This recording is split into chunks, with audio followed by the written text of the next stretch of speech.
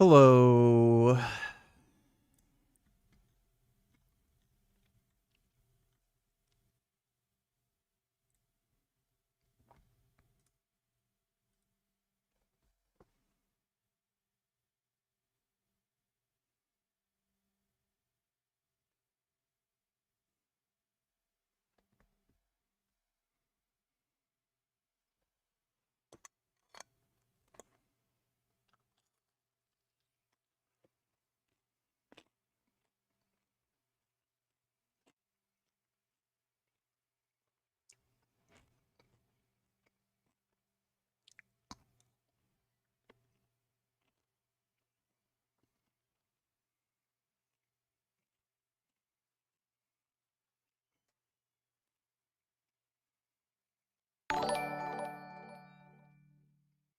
Terry Smore Adam Mogler on Piers again? Well, that's nice. I have no interest in watching that. That dude is Ministers a for being complete retarded waste of time. It cannot be overstated just how politically illiterate and entirely nonsensical and retarded his fucking takes are. Why, like this is just like some dumb bitch communist redditor who decided to make a YouTube channel, and for whatever reason people like take him seriously. The guy is an absolute fuckwit, completely and utterly useless waste of a fucking human being. He's honestly no better than the fucking Young Turks, just completely and utterly worthless.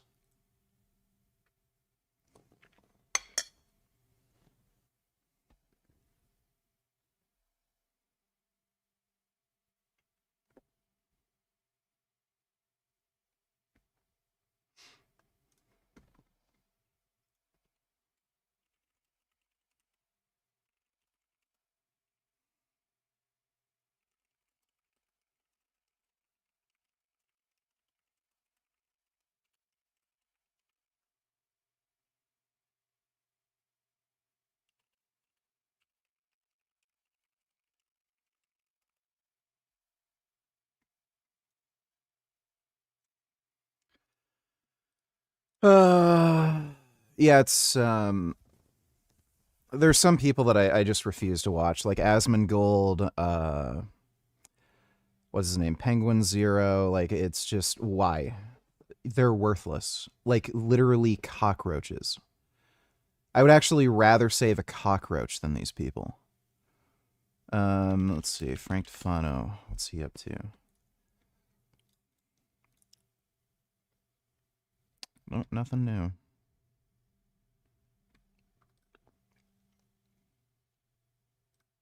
you upset at Premier Doug Ford for running this ad? If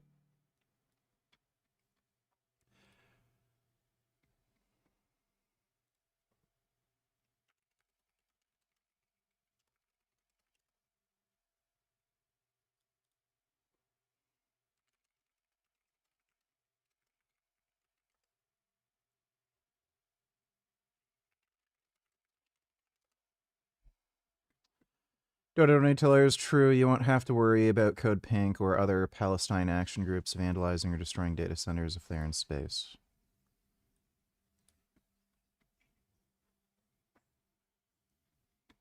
Yeah, there's not going to be any orbital data centers.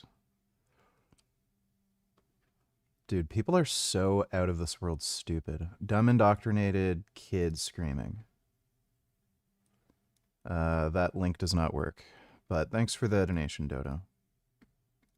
if this is true that this ad spoiled something that was very close. Look, we finally know what happened. Welcome back to Moose on the Loose. My name's David. A new report coming from Politico reveals exactly why the trade deal between Canada and America imploded back in October. Here it is from Politico, 16 days from momentum to meltdown in Canada-US trade talks. This article has an insider who basically names everything that happened here, why the trade deal blew up. It says Prime Minister Mark Carney left the White House early in October with Dodo $2. Also, North Korea removed reunification with the South from their constitution. Does the signal shift in its geopolitical goals? That seems significant. Time and continues to motivate me is bringing our device to a lot of people that have unmet needs. We are constant. We and solve any problem. And children all going to be. Well, that's cool. North Korea has rejected any notion of reconciling with its southern neighbor. Pyongyang has revised. I think this might have to do with the amount of defectors.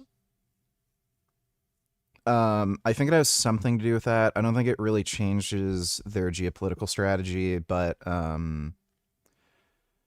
I think they know they're never going to reunify, and I think they've maybe settled on the idea that, okay, this idea of reunification, that South Korea is like worth rejoining with, and like more information about how great South Korea is getting out. We need to get it out of people's minds that South Korea is anything they should be thinking about. So they put out propaganda regularly where they make people think, oh, you think North Korea is bad? Like the rest of the world is just horrible. So it's probably just more in line with more of their like stupid propaganda. I don't think it means they're changing anything. Revised its constitution to remove all references to reunification. Kim Jong-un labeled South Korea as a most hostile state.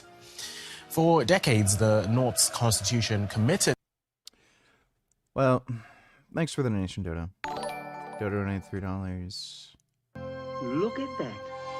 A fox and a hound. The fox and the hound showed us how two different species could be best pals in the movies. We've been sharing stories about what makes Wild Adventure special. But a theme park in the Peach State is proving this can happen in real life, too. It's crazy how they're just hanging out together right now. Absolutely. This is pretty much all day. It's the norm. I really like giraffes. I really like baby giraffes, too. They're really adorable. Wow, they're French. Georgia. Look at that. They're French. Wow, those are good French. That's nice. That's really nice. Just being friends. Thanks for the donation, Dodo. Canada and U.S. in reach of a trade deal. This appeared to be imminent. It says here inside the meeting, U.S. officials were enthusiastic about a possible agreement covering steel, aluminum, uranium, and energy. Canadian and American negotiators were told to put the framework on paper with the goal of finalizing an interim deal before American Thanksgiving. It was an awesome meeting, said Pete Hoekstra, U.S. ambassador to Canada. He recently told Politico, it went so well that President Donald Trump invited Carney and his delegation back into the Oval Office to show off the White House ballroom plans, even asking the Prime Minister for advice on the design. The Canadians were then ushered into a nearby office and offered Trump-branded memorabilia. During the discussion, Carney brought up Keystone XL pipeline, which would transport oil from northern Alberta to the U.S. Midwest. They almost jumped across the table to embrace their Canadian counterparts, said Hoekstra. They were thrilled. Going on here, it says the deal would have introduced tariff rate quotas on steel, permitting a fixed volume to enter at lower tariffs before higher duties applied beyond that threshold. According to an official familiar with the Canada-U.S. trade talks,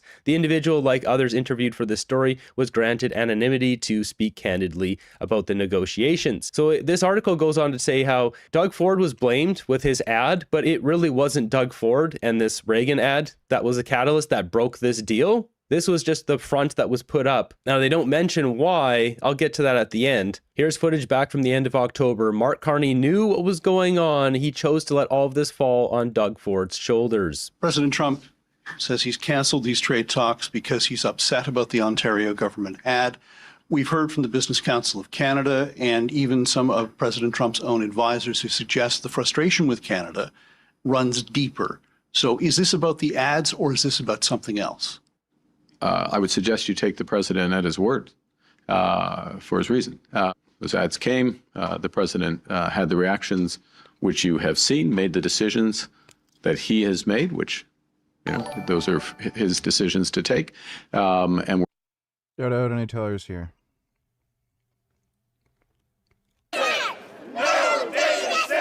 People are angry about data centers. What is a data? That is so fucking pathetic, dude. Yeah, like a fucking 8-year-old knows what a data center is. Get fucked. Wow, let me see.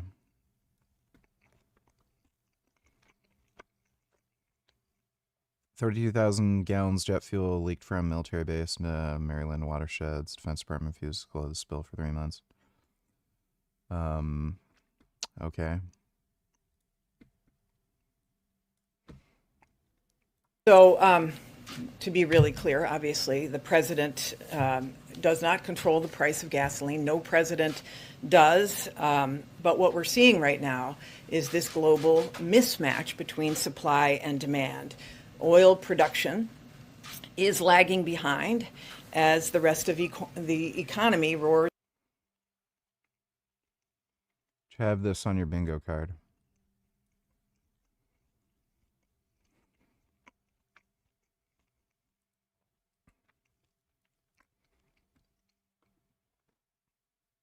I'm not surprised. Thanks for the donation, Dodo. We're in the situation we're in. It says 3 officials familiar with the negotiations say talks had already started to fall apart, and this was before the Doug Ford ad. It says concerns were growing about the auto sector was being left out of the deal, along with backlash over Industry Minister Melanie Joly's threats against U.S. automakers, which added another irritant to high-stakes negotiations. While the public fallout over the ad made headlines, it was finer policy details out of Ottawa, particularly around autos, that alarmed Detroit. On October 15th, the day after Ford announced the anti-tariff ad, Canada's Industry Minister wrote to Stellantis Chief Executive Officer Antonio Filosa, threatening to sue the company over its decision to move its Jeep production plant from Brampton, Ontario to Belvedere, Illinois. After the company's announced plans to cut jobs and scale back vehicle production in Ontario, Joly also threatened to claw back millions the government of Canada had doled out. Dodo, $92. Complicated relationship, but we are giving it another shot. I'm going to stack 2 peptides with opposite side effects to test whether the downsides cancel while the benefits stay. Here's the breakdown. Peptide 1, tirzepatide. The benefit, metabolic optimization. The downside, it raises my heart rate and can cause sleep disruption. Peptide 2, CJC 1295 DAC. Holy shit, who named that peptide? The benefit is it signals your body to produce more of its own growth. Yeah, that's dumb.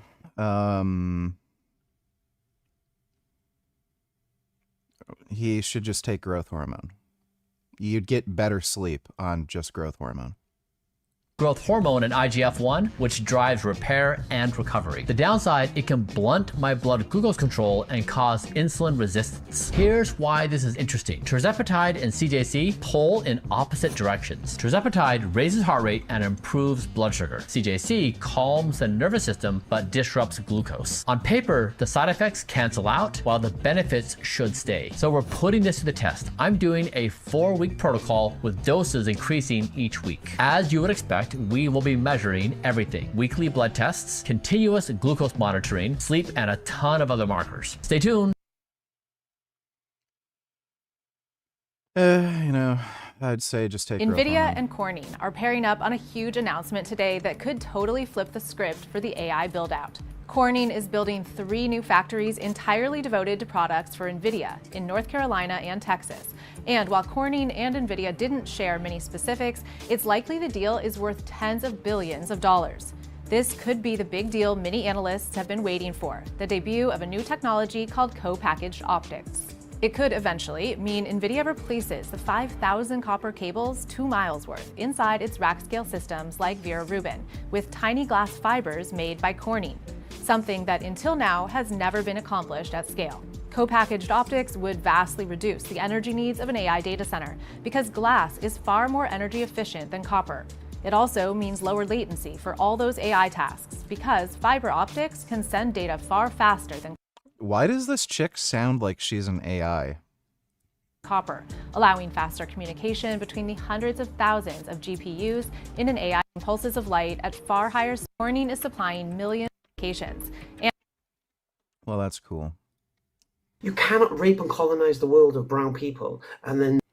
I don't fucking care. I really do believe that we could have models that are a country of geniuses in a data center in 1 to 2 years. One question is, how many years after that do the trillions in revenue start rolling in? And so we have this uncertainty, which is, even if the technology goes as fast as I suspect that it will, we don't know exactly how fast it's going to drive revenue. We know it's coming, but with the way you buy these data centers, if you're off by a couple years, that can be ruinous. We've had a polio vaccine for 50 years.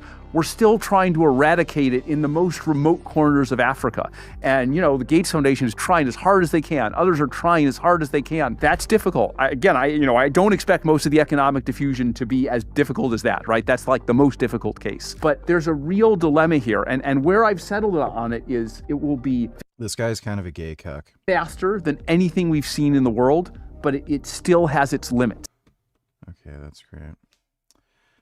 Do you think when you get older, you'll regret not having kids? Do you think when you get older, you'll regret not sucking cock and getting fucked in the ass by a big black dude? I've heard it's pretty great. So do you think you'll regret that? Maybe you should, suck dick and have gay sex. Whole structure you might be missing out. of a Muslim family is completely... I don't fucking care, dude. Could the CIA really track your heartbeat from kilometers away?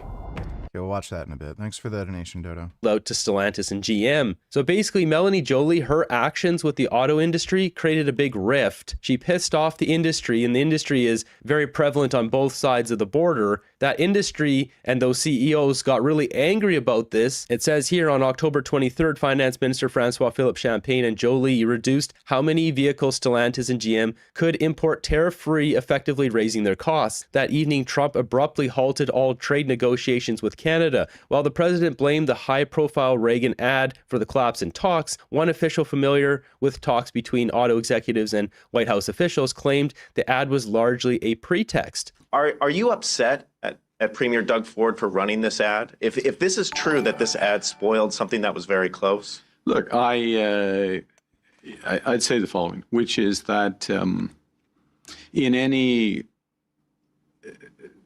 complicated, high-stakes negotiation, you can get unexpected twists and turns, and you have to keep your cool during those situations. It doesn't... Like your trade minister blowing up the entire negotiation. You could see he was looking down, he's scanning around, he's not looking these reporters in the eye. He obviously doesn't want to tell the truth of what happened here. Pay to be upset. Emotions don't carry you very far. And we had made progress, to repeat. And we stand by the progress that had been made. The government of Canada does. And we are ready, when appropriate, to pick that up. And I'll just re-emphasize that it is the responsibility of the government of Canada to have these negotiations. He knew exactly what happened here and let it fall all on Doug Ford's shoulders. And let me just reinforce how important it is for Canada to get a deal with the United States, as we see here on Trading Economics. We're currently at 73% of our trade is with America. Now, this was up at 78%. And after a year of these tariffs and Mark Carney wheeling and dealing, trying to make more deals around the world, this is the result. A drop of 5% and Canadians losing their jobs. We've also got this chart here, Canada balance of trade. It's all games and nonsense with the Liberal Party, dude. Give it enough time. They're going to ruin the fucking economy, so... Trade. And what do we see? In an ideal world, you'd want to have a bunch of these blue lines or a trade surplus. Instead, we get a bunch of yellow lines. And the only reason why we have a blue line recently is because of the Iran war and the price of oil skyrocketing, which is what we see on this chart as well. This is Canada exports. Mark Carney gets into power right here. And if we look at the last two bars here, February and March, this is when the price of oil skyrocketed. So you remove those two, you can see the drop here in exports out of Canada. Mark Carney not getting a deal, not negotiating with Trump in recent months, this whole trade situation blowing up back in October has been devastating to Canada. Here we've got a clip from Mark Carney. This is on... Again, I warned everybody, give it enough time. The Canadian economy is already, pretty much irreparably fucked. I don't know if you can... Like, it's gonna take a long fucking time, decades, to recover from that. But,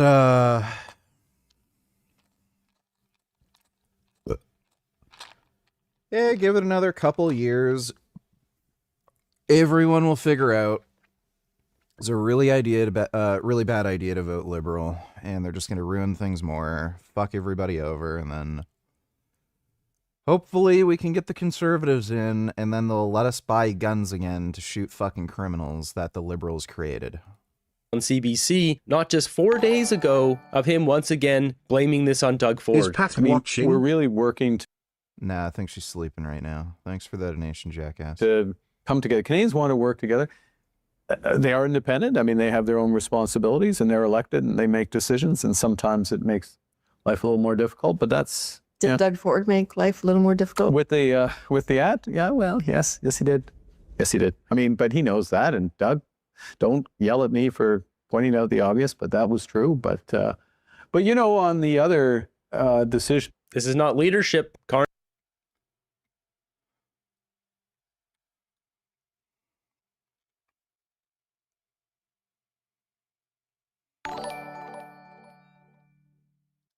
I played Jedi Fallen Order for 10 hours. You weren't kidding about the non-human enemies. I rage quit when I got killed by a fat fucking ogre for the 3rd time in a row, and fuck I respawn so far away. I don't play Star Wars to fight random fucking monsters. Fallen Order was really bad with that, because that's when, like, this is after Disney acquired the Star Wars IP, and they only just started making new Star Wars games.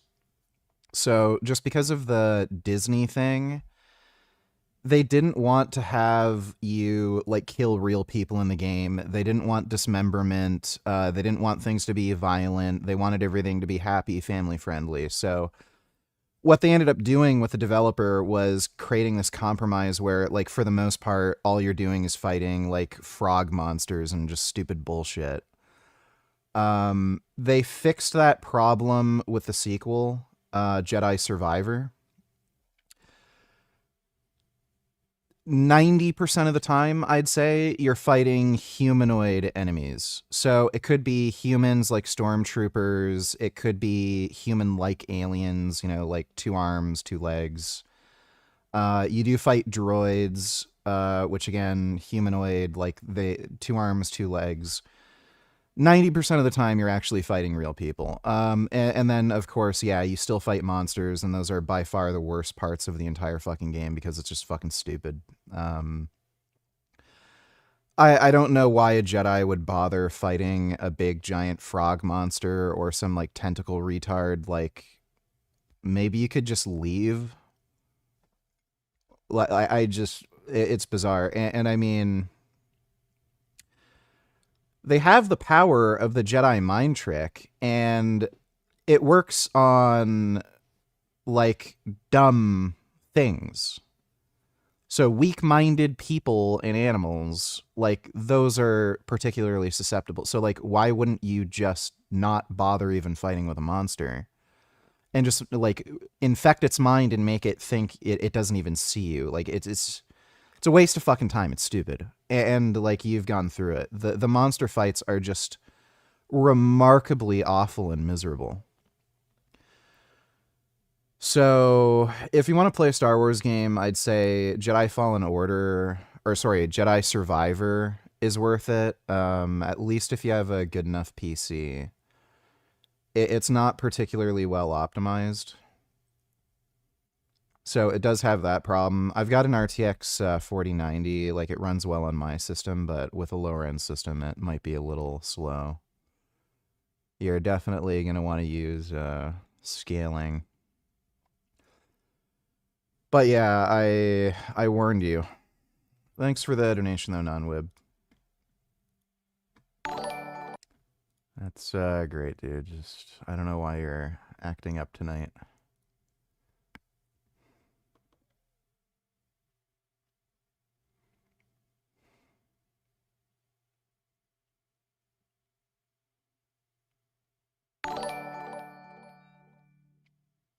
As I told you the other day, this man billionaire Tom Steyer is leading in the polls for California governor. Why is he cucking to Hassan? He is a billionaire who spent $145 million on his campaign. Well, Hassan lives in California. Californians are retarded. So I guess he figures it'd be helpful to his campaign. What I think is this. I think that this Israeli government has been trying to take over the entire country and expel the Palestinians and take over the whole thing, kit and caboodle. And that's what they've been doing for a long time. Why is that a bad thing? Long time. It's absolutely wrong. Like, even assuming this is true, which it's not, why is that a bad thing? There's no question there, and they're willing to commit war crimes to do it. That's what I think. And that's been going on for a long time. So you don't want to make you're not committing to the term genocide. I don't actually, you tell me if this is what it means, because it's sort of like socialism, if you excuse my saying so. Do I think they're trying to kill all the Palestinians? No. No, I think I don't. I think they're trying to expel the Palestinians from the country that they're trying to. That would be. They're not. This idea especially doesn't make any sense when Palestinians are prohibited from ever entering any other Arab nations. So they're not permitted to enter Lebanon, Egypt, Jordan, nowhere. There is no Arab or Muslim nation that accepts any Palestinian refugees. So how are they going to expel them? Where are they going to go? Nowhere. I guess Canada or like some retarded countries in Europe take in a few and then like infinitely give them fucking money so that they can suck off our taxes. But like other than that, where you got a handful coming in here and there, there's nowhere for them to go. So like, what the fuck is he talking about? It's just stupid. One state. That would be genocidal intent. I don't know what that is, but that's what they're trying to do. That is a genocidal intent. They're clearly trying to take over the West Bank. Making people leave is genocidal.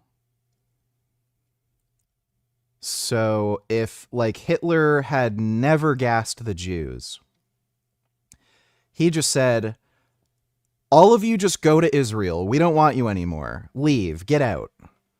And they all left and moved to Israel. We'd be calling that a genocide? We'd say, we'd refer to that as the Holocaust? Like, these people are just fucking deranged, dude. Thanks for the donation, Dodo. 1 mil Funko Pops collection donated $2. All right, basically this is a work in progress. I've started a third pop wall. This is gonna go up in flames. Oh God. I want to burn it. This is what used to be my second bathroom. This is, I guess, what's left of my kitchen. You should actually get this insured. So I open it and she's... Funko Pops are fucking stupid. You see that YouTuber giving out free urinary tract infections to entire African villages? Mr. Yeast is out of control. The working title for the movie Radio was Smartest Black Man Ever. Why isn't there a movie like Beautiful Mind for black men? Ah yes, there is. It's called Radio. You see that YouTuber giving out free... Okay, thanks for the donation, dude.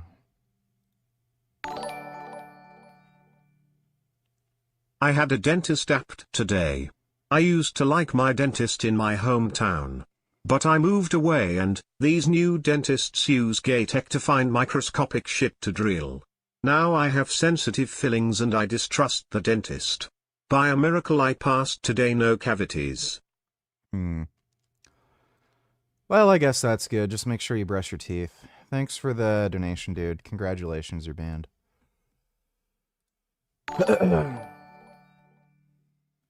What do these SJWs have against violence? In movies and TV shows and video games, VG? They're gay retards who don't want anyone having fun, so... That's what they do. Thanks for the donation, though, Dodo. Star Fox Remake. I love how this is a Nintendo Switch 2 exclusive, and I'm going to have to wait until there's a Switch 2 emulator to play it. Dude, that looks sick. Fucking Switch 2 is just a fucking joke. I'm completely and utterly done with consoles at this point. Like 100% fucking finished. After PlayStation announced that they're going to, like, you know, require your fucking ID to play video games, I'm done. Fuck you, you bitch. Like, they have your fucking credit card information. Why the fuck do I have to give them my ID or biometric data? You have my credit card. Who the fuck do you think I am? He should not have went on Hassan's show. No Democrat or Republican should go on Hassan's stream unless it's to debate him. Why is he even doing this cuckoldery? He is worth $2 billion and founded a hedge fund. Is he just slime like Newsom? I have no idea, dude. Like, there's a lot of billionaires and millionaires and shit that are just fucking deranged whack jobs. I don't know why the fuck you can't just enjoy your money and, like, drive a fucking Ferrari off a fucking cliff. Why does he have any interest in getting into politics and groveling to some fucking piece of shit like Hassan when the guy's a fucking billionaire? Bro, this guy could probably pay the CIA to kill fucking Hassan and take him out. Like, why the fuck even bother talking to that dipshit? Thanks for the donation, though, Dodo.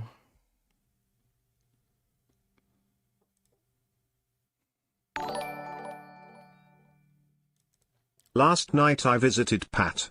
I made her horny by arguing with her, then she pulled her penis out and fucked me in the hole where my penis used to be. It was hot and she said she doesn't need you anymore because I do a better Vegan Gains impression anyway. Think you're talking about a different Pat. Thanks for the donation, though, Non-Wib. These, stupid Switch controls are just fucking stupid. But yeah, this will be good on an emulator. I'm assuming they're gonna have a Switch 2 emulator out pretty soon. Like, I remember after the Switch released, like, I swear it was like just a few months. Not even a year. And there was a very good high functioning emulator out for it. No. Doing that.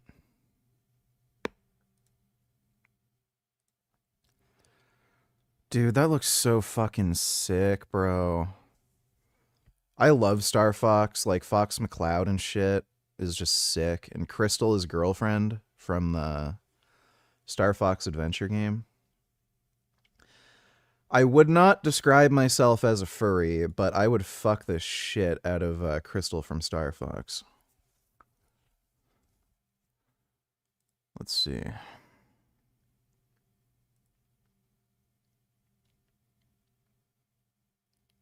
Yeah, dude. They like the characters look so good. I'm fine with them being annoying. Do a barrel roll, you know? But who's the frog's name? Skippy? No.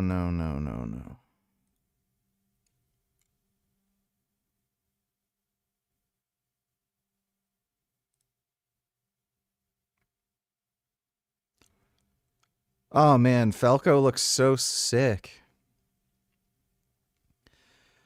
They kind of like they look real, you know, like if there was a fox or frog or rabbit person, this is how you'd imagine an animal person to look. Furries are such creeps, VG. Yeah, a lot of them are. Weird, creepy freaks.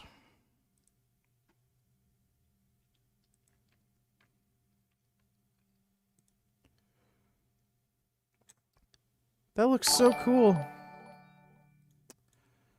No. Dude, why are you going so hard tonight? Fuck off. This looks so fucking sick, dude. Bro, that looks so fucking sick. God damn. Why can't I, like, save the image? Or, it's fucking weird.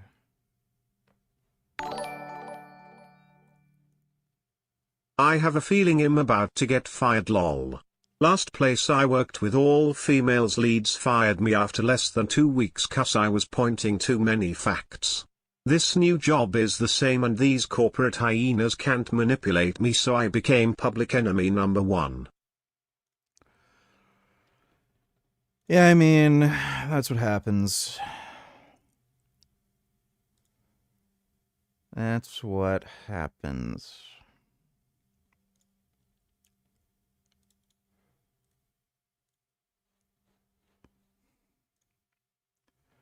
Gotta send some of this shit to a buddy of mine.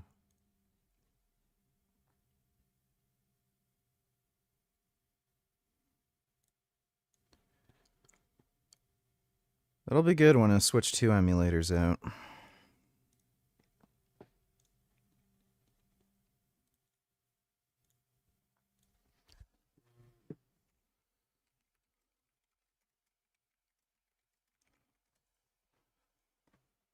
Fucking hate consoles, they're so fucking stupid.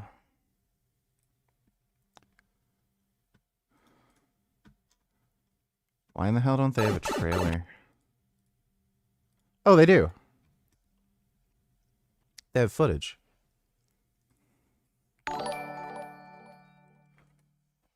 Now these are the cartoon animals furries should be obsessing over, not those gay little ponies from Friendship is Magic.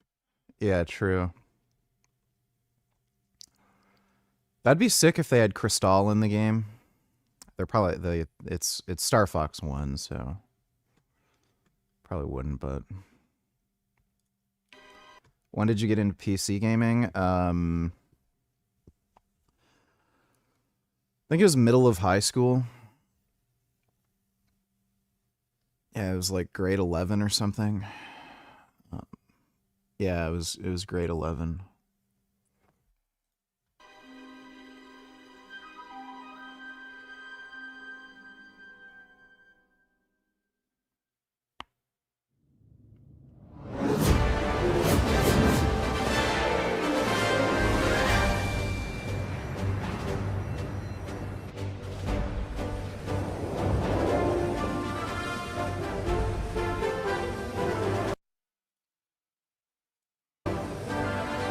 Atmospheric entry complete. Extend the wings.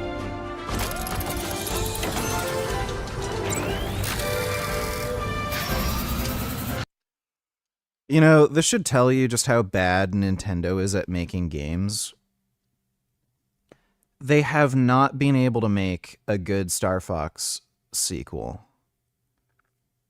And the best they can do is remake a game from the fucking Nintendo 64.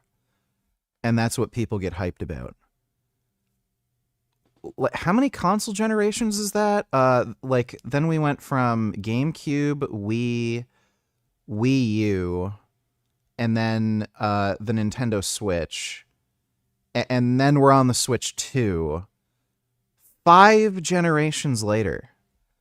And they're remaking a fucking game from, like, when was this? Like, it was 90-something, right?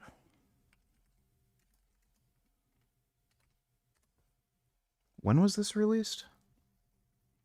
1997. I would have been fucking 6 years old when this came out.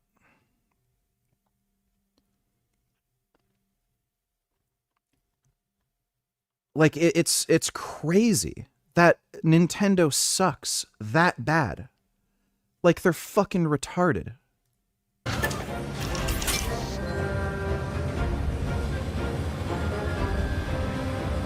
G diffuser systems check. Sound off, team. Slippy here. So far, so good.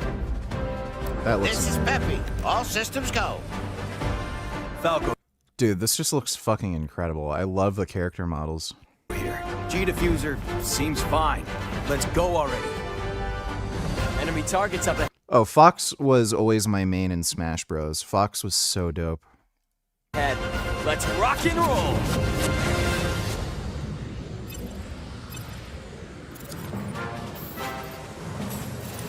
What you're seeing is footage of the game in action. While stage layouts have been kept the same, the visuals have received a major upgrade. I love that detail where you get the trail in the water if you fly low. Slippy, stay in formation. Banter between characters is also back. Now you've done it, Slippy. Bogey on your tail. This is so Cover me while cool. I fine-tune my sensors. Oh, you got him? Thanks, Fox. Did they redid the voices, right? Maybe I'm tripping, but I'm pretty sure this is redone. Doesn't sound like the same voice actor. Any single one of these scandals, if they happened under Biden or Obama, Republicans would take about it every day for the entire term, but this happens a daily basis with Trump administration. Let me take a look. What? Kash Patel, FBI Director, Whiskey?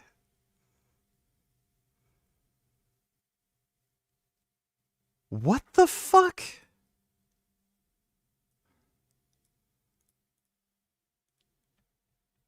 Really? Like,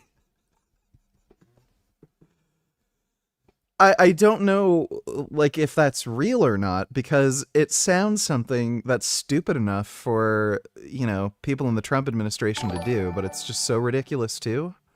I question Way it. more dope than Twilight Sparkle, Pinkie Pie, or Rainbow Dash from My Little Pony. That is true. Thanks for the donation, Dodo. That's fucking crazy.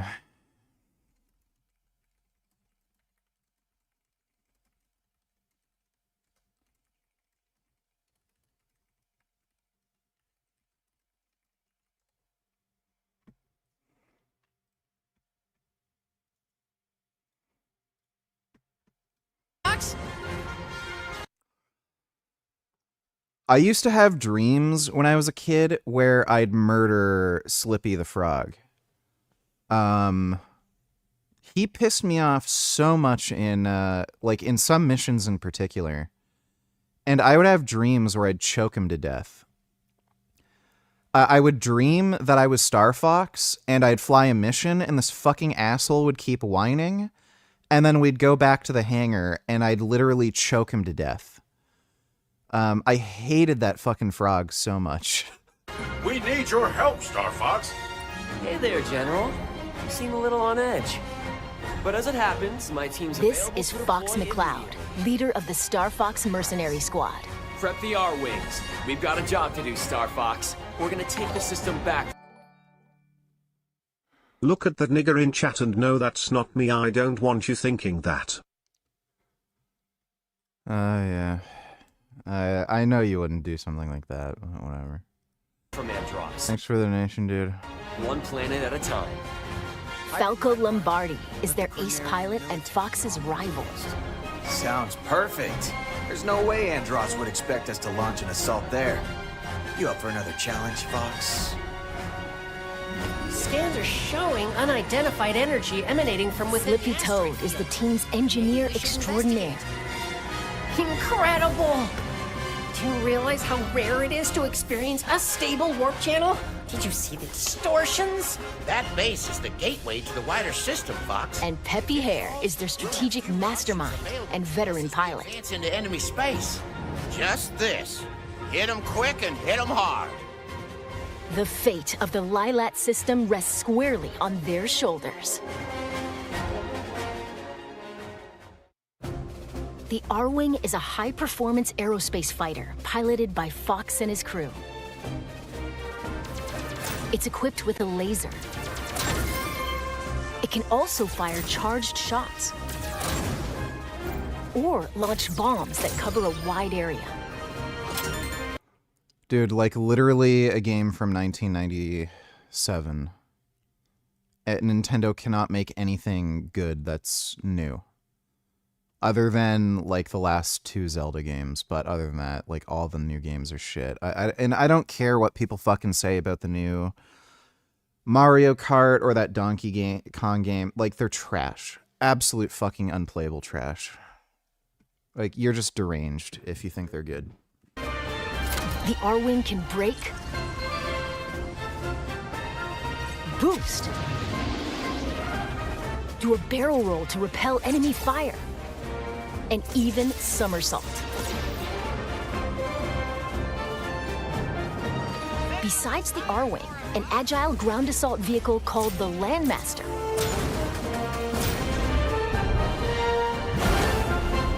and a modified exploratory submersible called the Blue Marine can also be piloted. Am I nuts, or was this not in the original game?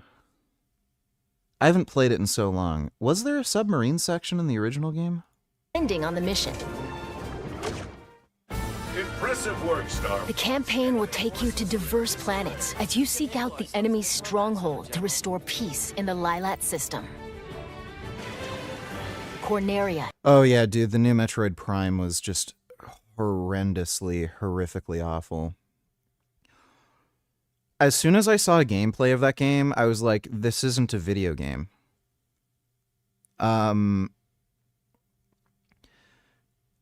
mean, Doom on fucking MS-DOS like had better, like it doesn't have shooting mechanics.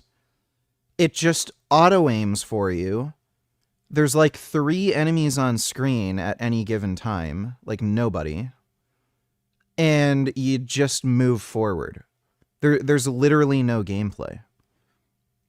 And the fucking character, like that obnoxious sidekick character the entire time. What the fuck? It's hilarious that game is so fucking bad. Even like hardcore Nintendo fanboy fuckwits are like, yeah, this is trash. But like every game they make is just pure fucking garbage. The best Nintendo can do is make some like fun, like stupid games, like kind of guilty pleasure type games. Like I remember playing that Resident Evil shooter thing on the Nintendo Wii. I can't remember what it was, but it's like a light gun shooter.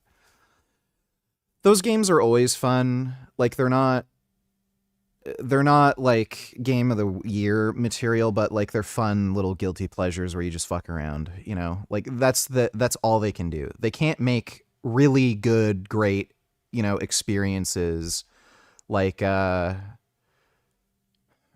well, not GTA, like anything before GTA 5, Last of Us, Uncharted, Gears of War. Like they can't make anything that's like truly great. They just kind of make fun little slop, and the rest of their library is just pure slop garbage. And again, the one exception is the last 2 Zelda games. That's it. All the rest are just pure trash. Is a plan. Sega is better than Nintendo. Yeah, they are. Thanks for the donation, Dodo. Teeming with life and the beating heart of the system. Ficina is a frozen planet with most of its surface covered in ice and snow. It's your own target, Fox. Solar is the Lilat system's scorching hot second star. And Zoness is a deserted, polluted ocean planet that was stripped of all its natural resources. Cool your jets, cat. There's also an asteroid field to navigate. Persistent laser tech! And the inside of a nebula. From planet surfaces to outer space, a variety of stages await. with free-flying dogfights in all-range mode. Unit, don't let anything through. That flash And massive boss battles.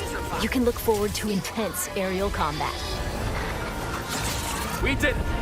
All units, disengage. Depending on the objectives you complete, the number of enemies shot down, and other factors, the route you take through the system may change. Replay stages with a different approach to find ways through that are off the beaten path.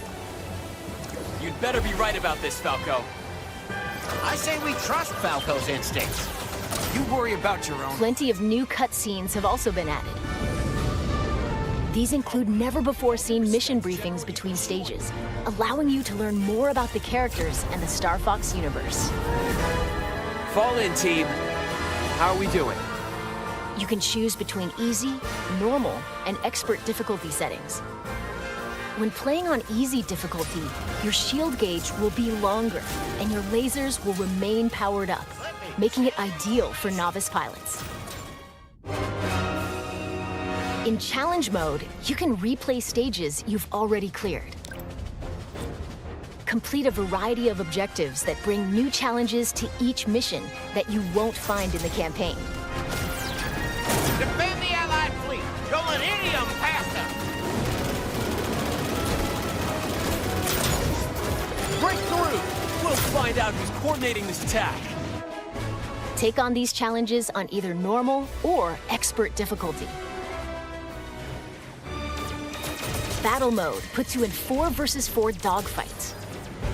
Players are split between Team Star Fox and Team Star Wolf, then compete to earn the most points by— Dude, Star Wolf looks so cool. Oh my god, these character models are so fucking good. Team Star Fox and Team Star Wolf, then compete to earn the most points by clearing missions and taking down foes. You can select from 3 stages, each with its own rule set.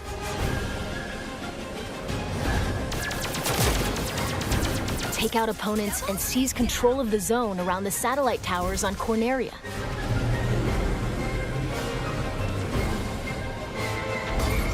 Star Fox complete. Yeah, the only problem with a game mode like this is you have to play it with Nintendo Switch Online, so you're basically only ever playing with complete retards. Completed the objective. Collect as many energy crystals as you can while dodging meteorites on Ficina.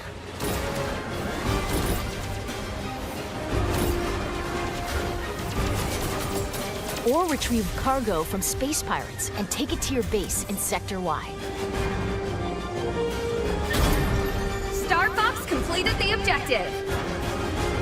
You can create private matches with your friends online, or match up with random players from around the world, making for a variety of ways to join team battles. Plus, if one person has the game, up to 4 players can take to the skies locally with GameShare. Or online using GameShare via GameChat.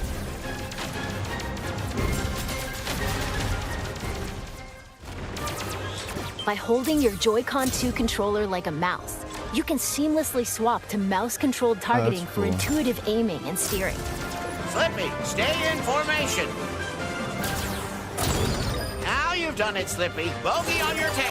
That has got to be the most unergonomic, stupid, shitty fucking mouse imaginable. There's no surface area. You're like holding a credit card. Like, it's so stupid.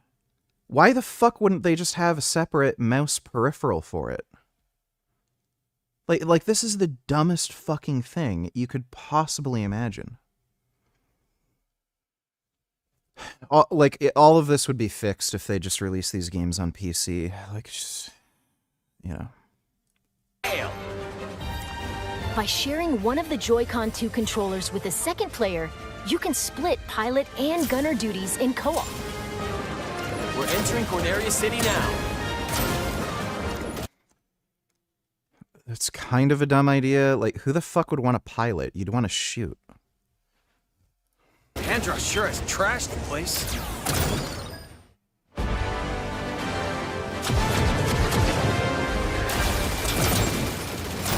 I'll target the lights on the left. You guys go right. Hey, Cat. Oh my god, and her name is Cat. Wow. Oh my goodness. It's a trap.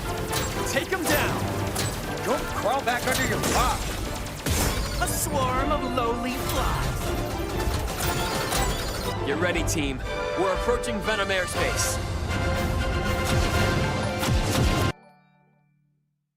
Terrible videos donate $2.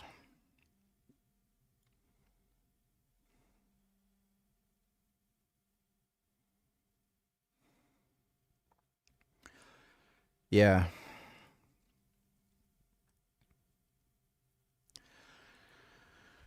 Three-round burst is stupid enough. It's...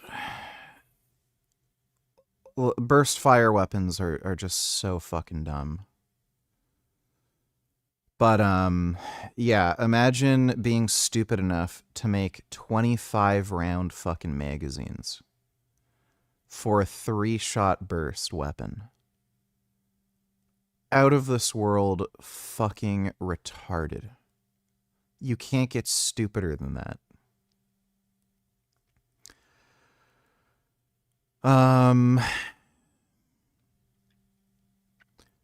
Why was it so hard for them to just make a 30-round fucking magazine? Like, what is your problem, literally? Even, 27? 2 more rounds?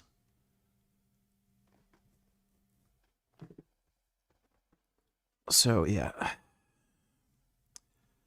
French do not have a great track record for warfare.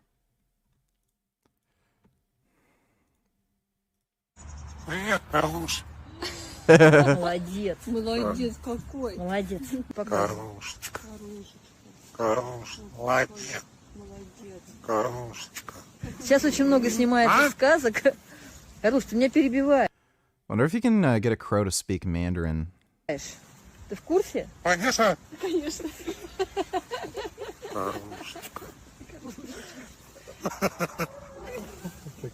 That's funny. That sounds weird.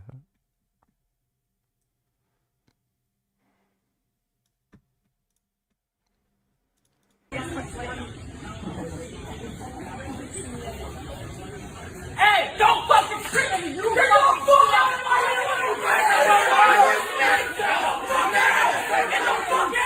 Stop taking out all you got to be innocent! You were the sword! Step out the way! Step away all my fucking fire to flame! You brought up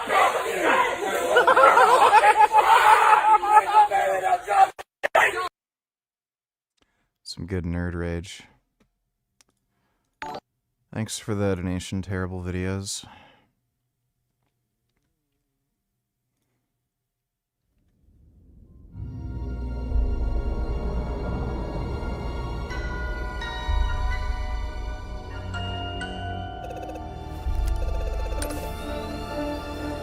Come in, Star Fox. This is Corneria Defense Force Headquarters.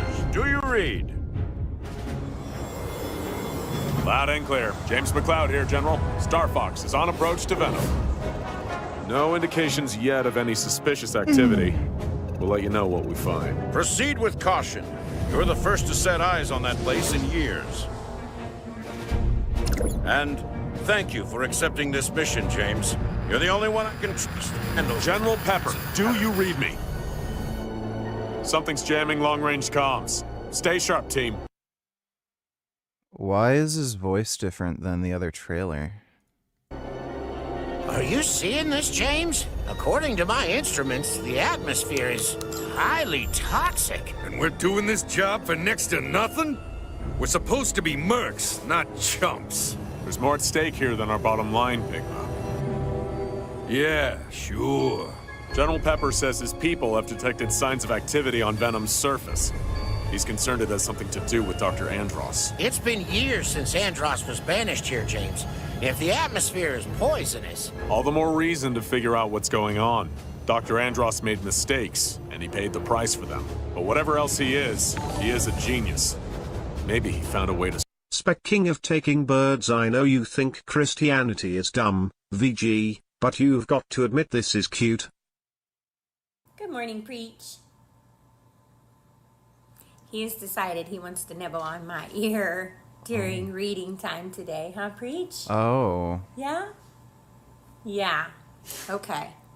So today, as you nibble and prune, we're going to read out of Luke chapter 19, starting at verse 1. We're going to read about Jesus and Zacchaeus. Yes, it's going to be a great story. Are you ready?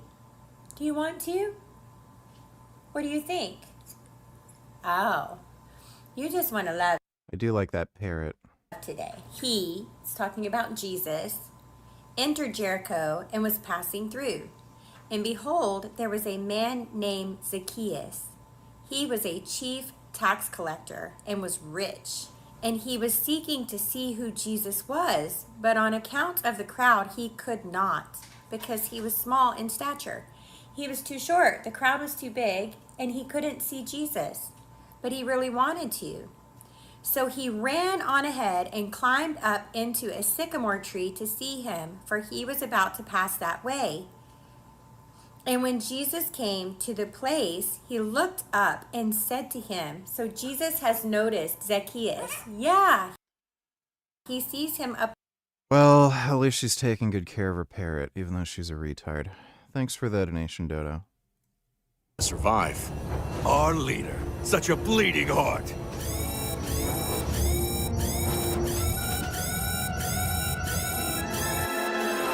He looks really cool in his sunglasses. where'd they come from? Defensive formation. Hegma, where are you going? It's like you told me. I'm getting into formation. You two-timing swine! What can I say? My new boss pays better. Did you skip my donation? Yeah, I did. You know why, you fucking asshole. Must suffer. Thanks for the donation, dipshit. Death to all who stand in the way of my vengeance. Was that Dr. Andros? Don't let them escape!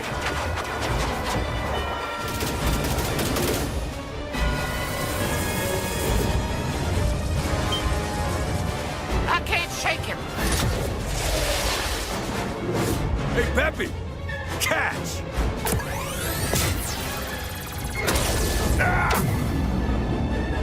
James!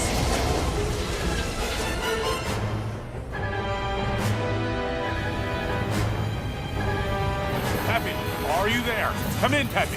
Do you read me? I'm losing altitude. Peppy, you need to get out of here. Warn the general. Not without you, James. That's an order.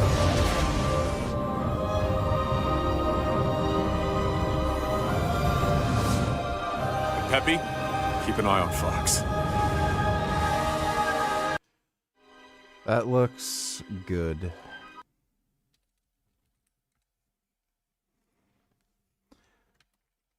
I wonder if there's any other footage. I want to see more of Falco.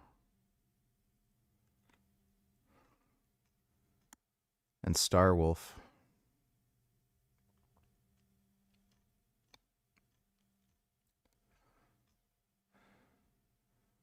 It's crazy the difference.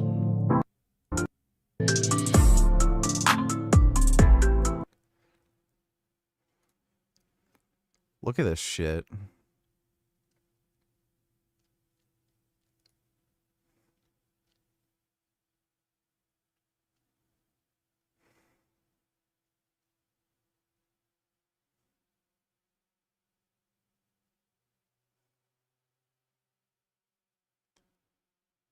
Crazy difference.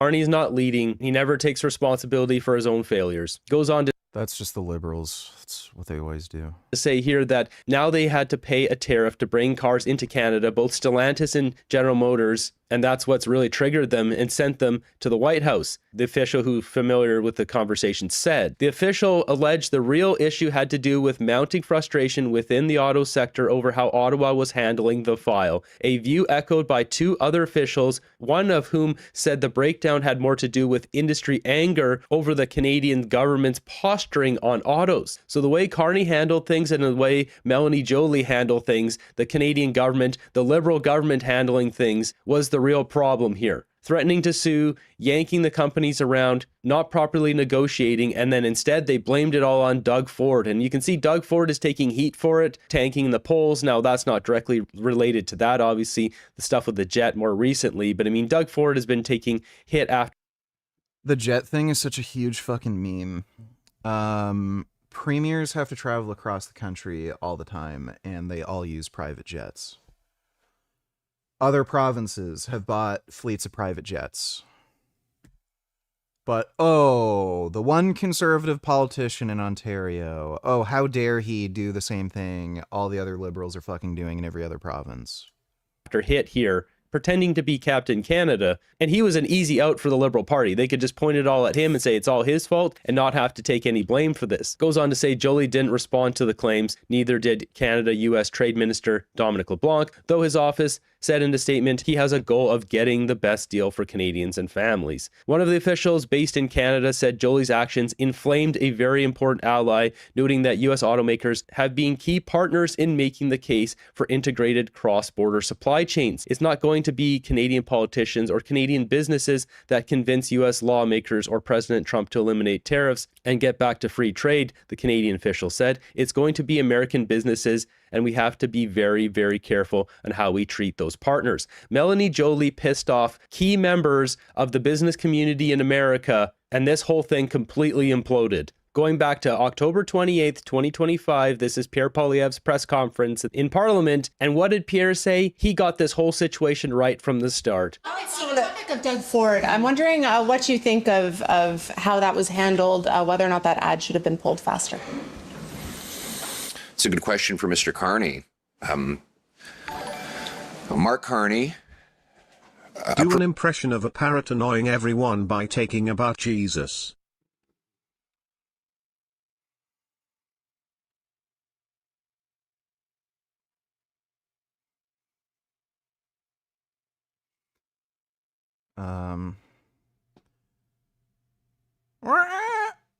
All hail the newborn king.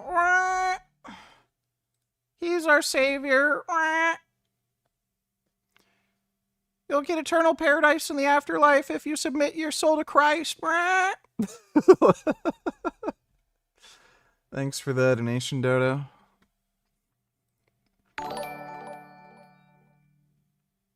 What does your mom think about Pat? And did she warn you against marrying her? I guarantee you'll marry her and regret it later. 75% likelihood. If I could bet money on that shit, I would. Because you don't learn from your mistakes and you're retarded. My mom really likes Pat. She thinks she's smart and pretty and nice, which she is. I love Pat. I'm gonna pet Pat. Thanks for the donation, 21st. Approved the ad. And then he claimed, after the ad started running, that the ad was the reason why no deal happened. So it's time for Mark Carney to come clean. He claims he was on the verge, once again, claims that he was on the verge of getting a deal. Then he approved the ad, and then he blamed the ad for the fact that there is no deal. So the reality is that premiers are stepping up to fill the void left behind by Mark Carney's broken promise. He said he would negotiate a win. He said he would have a deal by July 21st.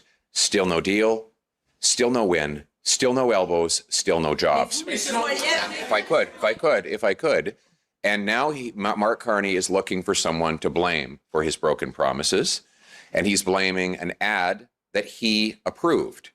So it's time for Mark Carney to stop blaming others and start keeping his promises.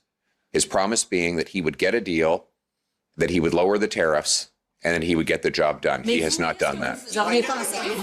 He said it right there. He blaming someone else. Pierre called him out, blaming Doug Ford when really this all fell on Mark Carney's shoulders. Melanie Joly was not fit for the job, and Canadians have been the one to pay the price for this. He goes on to say Canada, US, and Mexico now must decide on July 1st whether to renew United States-Mexico-Canada agreement for another 16 years. Otherwise, talks would continue until issues are resolved or the pact expires in 2036. We understand that there are conversations occurring, To be but fair, that they're Pat is not far more robust. respectable They're certainly than the not previous sitting one, down so and I can understand why your mom likes her.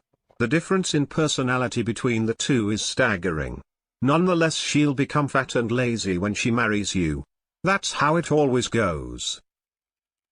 No. Thanks for the donation though, dude, but that's nice you're saying that about Pat. I appreciate that.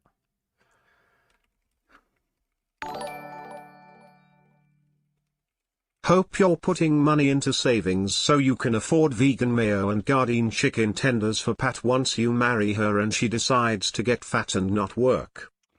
Don't think that's going to happen, but thanks for the donation, 21st. Dealing with issues, one of the officials said. They're not really negotiating is what this insider is basically saying. Melanie Joly pissed off the auto industry, the businesses in America, and these American companies went to Donald Trump and complained about how Melanie Joly, the key figure in this story, as well as Dominic LeBlanc and Mark Carney, have been handling negotiations here. They pinned it all on Doug Ford to take the blame. Obviously, they're not going to let this slip out because it'd be bad for Carney in the poll. Kid Boo donated $2. Let me see.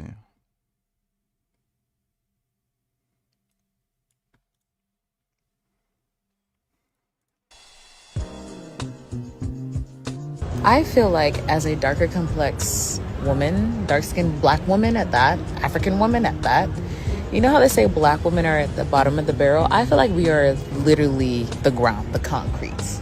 We are the dirt.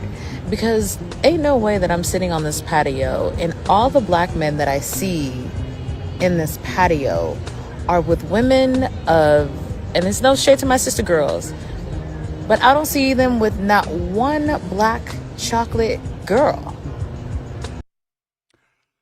It looks like she has tension alopecia. You can lose hair from putting your hair in a tight ponytail or braids and shit. I don't know if she just has like a really recessed hairline naturally, but it looks like she has tension alopecia from whatever way she had her hair. Because like I don't even think I'm that bad. Like her hairline is way back. It's further than mine. They're all fair skin, light skin, or not black. And this is Atlanta. This is supposed to be chocolate city. You want to know the only time that I have seen a black girl this whole time I was sitting here was walking with a white man. Like, to be real, Tommy Sotomayor does have a point. Like, there's a lot of black chicks that are just insanely ratchety and annoying. That's the only time that I saw a darker complex woman that looks like me.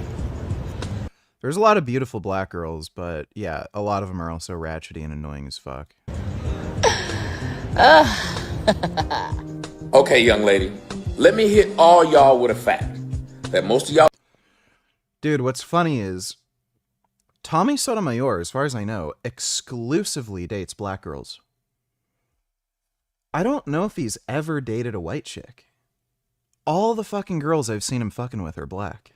And then he just talks shit about them all the time. I don't want to admit, but the world knows it's true. Dark-skinned girls aren't as pretty.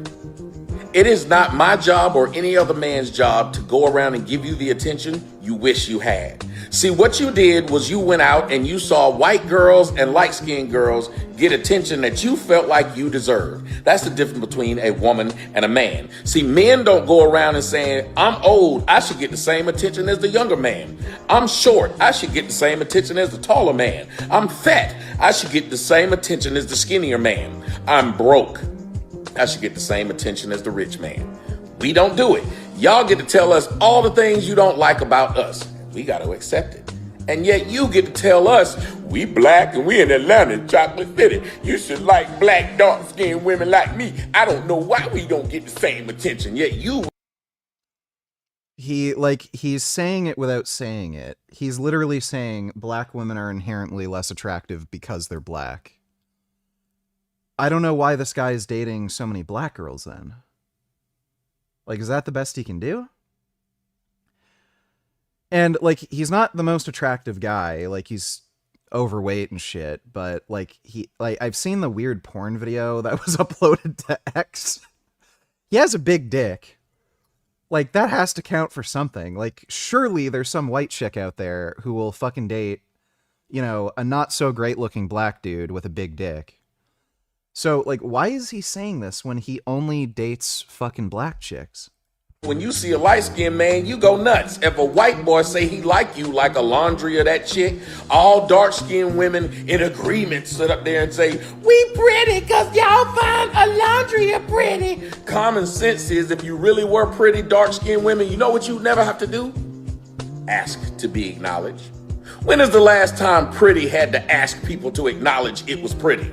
See, people give dark-skinned women sympathy credit, sympathy votes. Yeah. Dude, Tommy Sotomayor is just a fucking unhinged weirdo. He's funny, but, like, it's some crazy shit. That looks really hard. Bouldering's fun. I get it. That's a funny joke. Thanks for the donation, Kid Boo. Depressed and repressed. I wonder where the closest rock climbing gym is to me. Let me see. It'd be fun just to do for, you know.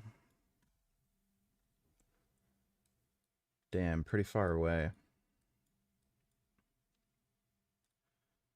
Closest one is Altitude Gym in, I think, Canada. Yeah, Canada. That's pretty far. 46-minute drive.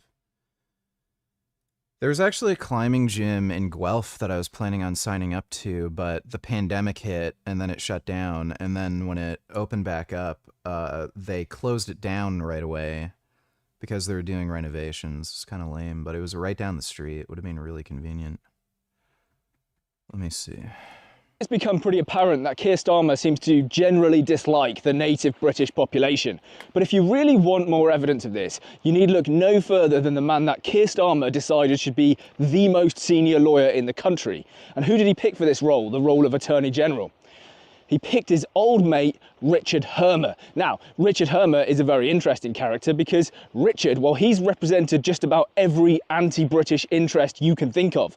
I'm completely serious. I'm talking about representing the IRA, the Caribbean in terms of their slavery reparations, a 9/11 planner, an Al-Qaeda terrorist who wanted to bomb Manchester, and even Shamima Begum.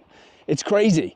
When we're going through these stories, I want you to keep in the back of your mind that Keir Starmer, when he appointed Hermer as Attorney General, absolutely would have known about all of this, and yet he still decided to pick him. Let's start with the last one that I mentioned there, Shamima Begum. Yes, Shamima Begum is the girl who left the UK to join ISIS and become a jihadi bride.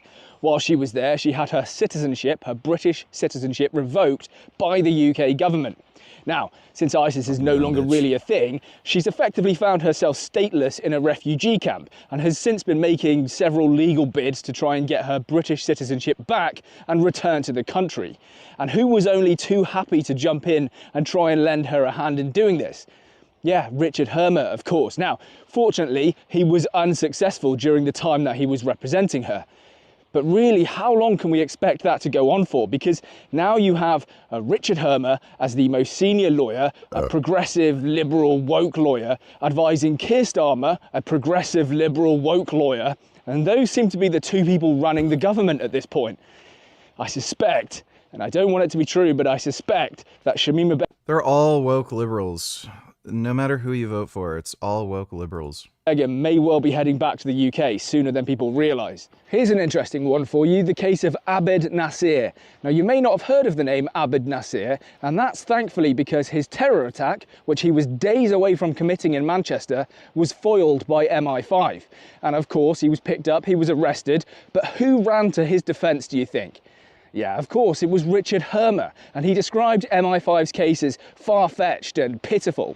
And this worked because the Director of Public Prosecutions, a Keir Starmer, then declined to prosecute Abed. Unfortunately, Abed Nasir's story doesn't really end there, because when SEAL Team 6 raided Osama bin Laden's compound, they took all of his hard drives. And on those hard drives was, of course, a lot of incriminating evidence. Names and the entire network of Al-Qaeda was discovered. And guess whose name popped up? I'm kidding, it wasn't Richard Hermer. It was Abed Nasir. So the Americans demanded that we extradite him over to the US to face trial, which we did, we complied. And there, at a trial in New York, he was found guilty of a whole series of terror offences, including a plot to bomb the Arndale shopping centre in Manchester. Yes, the very same plot that Richard Hermer described as pitiful and far-fetched. Because of Hermer, and to an extent Starmer, we had to outsource our justice to America. And all I can say on this is God bless America, and thank you for doing the wet work and getting it done. Dude, I've said it a million times, this mass immigration shit, especially when it comes to liberal governments, this is what you fucking get. You get people who don't want to offend the Muslim community because they end up becoming a substantial enough voting base where you have politicians with absolutely no spine or backbone who are more interested in getting elected than actually serving their country. So the mass immigration thing, like, that's the fundamental issue with it. Like, the biggest existential threat with mass immigration. Since we're on the topic of Al-Qaeda, why don't we take a look at another one of Hermer's former clients, a man named Mustafa al-Hussawi. Now, what did Mustafa do? Well, he was one of the masterminds behind 9/11, so a pretty serious guy, right? And he claimed that MI6 had been complicit in his torture in Guantanamo Bay between 2003 and 2006, whilst he was in US captivity. Okay, fair enough. And how exactly were MI6 complicit in his torture? Well, let me read from the Telegraph just so you can understand the complicity. Court documents, seen by the Mail, accuse the UK intelligence services of being complicit in his treatment, including by providing questions and or information to US officials to put to al-Hussawi during interrogations. Okay, so because MI6 sent some questions that they wanted asked of Mustafa to US officials, we were complicit in his torture. Now, this claim is obviously completely insane. It's bonkers, right? But none of that seems to matter to Richard Hermer. He saw a problem that he could create for the British state. He could really be a thorn in the side, maybe even extract some capital out of the British taxpayer and give it to a terrorist. And he saw that as a great opportunity, so he jumped in, got involved, and decided he was going to defend Mustafa. This is despite the fact that Mustafa had already pleaded guilty to 2,900 murders. Next point, I recently made a video about Caribbean nations who were demanding slavery reparations from Britain. Now, I'm not going to go into all of the details of that topic because I covered it in that other video, but I bring it up here because, well, Richard Hermer himself got involved in this. And you might be thinking, well, that's great, surely he defended the British people against these absurd claims of demanding slavery reparations. The only reason they're doing that is because they're broke. From 250 years ago. Not quite. You see, he worked with CARICOM, the Caribbean community, to build a case against the British state so that they could try and adjudicate this through international... These are communists. This is the white guilt bullshit that comes along with communism. National courts and try and extract capital out of the British people, their taxes, and send it to the Caribbean. Again, as he always seems to do, Richard Hermer took the anti-British side, or at least the anti-native British side, right? This just seems to be a pattern, a trend with him. And how much do you think they want, by the way? £18 trillion, which is clearly absurd. It's Diane Abbott sort of mathematics have gone into producing this figure. Totally insane. Even 2% of that amount would completely bankrupt Britain. But I guess Richard Hermer just doesn't really care. He's either doing it because he just wants the money, right? He just wants the paycheck, or he's doing it, I think, and I think this is why he's doing it, because he hates the British people, the British history and all of that good stuff, and he just wants to punish us. It's psychologically and philosophically driven. But I will let you make your own mind up about Richard Hermer. We're not done yet. Here's one for the slightly older generation. Gerry Adams. Gerry Adams was a member of the IRA, the Irish Republican Army. And the IRA, they conducted a series of bombing attacks and terror attacks against the British people. I should stress, by the way, Adams denies that he was ever a member of the IRA, but pretty much every scholar and historian agrees that he was. Anyway, why do I bring this up? Well, because one of the victims, or actually 3 of the victims of a bomb attack that was conducted by the IRA, they made a claim in court for damages against Gerry Adams for his role in the IRA. Which side do you think Hermer took to defending? Yeah, it wasn't the victims of the bomb attack, the anti-British bomb attack, of course not. It was Gerry Adams. You can't make this up, just case after case after case, right? And I can't believe that this guy is our Attorney General now. This story with Gerry Adams actually runs a little bit deeper than this, because Adams and other former members of the IRA were trying to sue the British state over the last few years on the grounds that the minister who signed a document allowing them to be imprisoned was the wrong minister, okay? And so because of that technicality, that legal loophole, they could now sue the British government for unlawful imprisonment. Interesting. Now, as much as I loathe the Tories, they introduced some legislation that would have effectively just shut this off. They stopped it. They just weren't willing to allow IRA, anti-British terrorists, right, to sue the British state for damages. But what did the Labour Party do when they took power? They repealed that Tory-introduced legislation because apparently it conflicts with the Human Rights Act or something, right? And this brings up a whole question. Who advised Keir Starmer to repeal that act, which now allows the IRA and Gerry Adams and those sorts of people to sue the British state for damages for imprisoning them, even though they're anti-British terrorists? Who advised Keir Starmer to do that? Was it Richard Hermer? Well, he was asked about it, funnily enough, and he didn't give a straight answer. He wouldn't say on what matters he'd recused himself. I find this fascinating. I think there's some really deep and interesting questions there that really do need to be answered. I'll add to this. Because the Labour Party and Keir Starmer have now repealed this law, Gerry Adams and his ilk can now continue with their claims against the British state. And if they're successful, we as taxpayers will be liable for £3 billion going to former members of the IRA. It's utter insanity. It's totally crazy. And it just makes you wonder, like, what on earth is going on in government right now?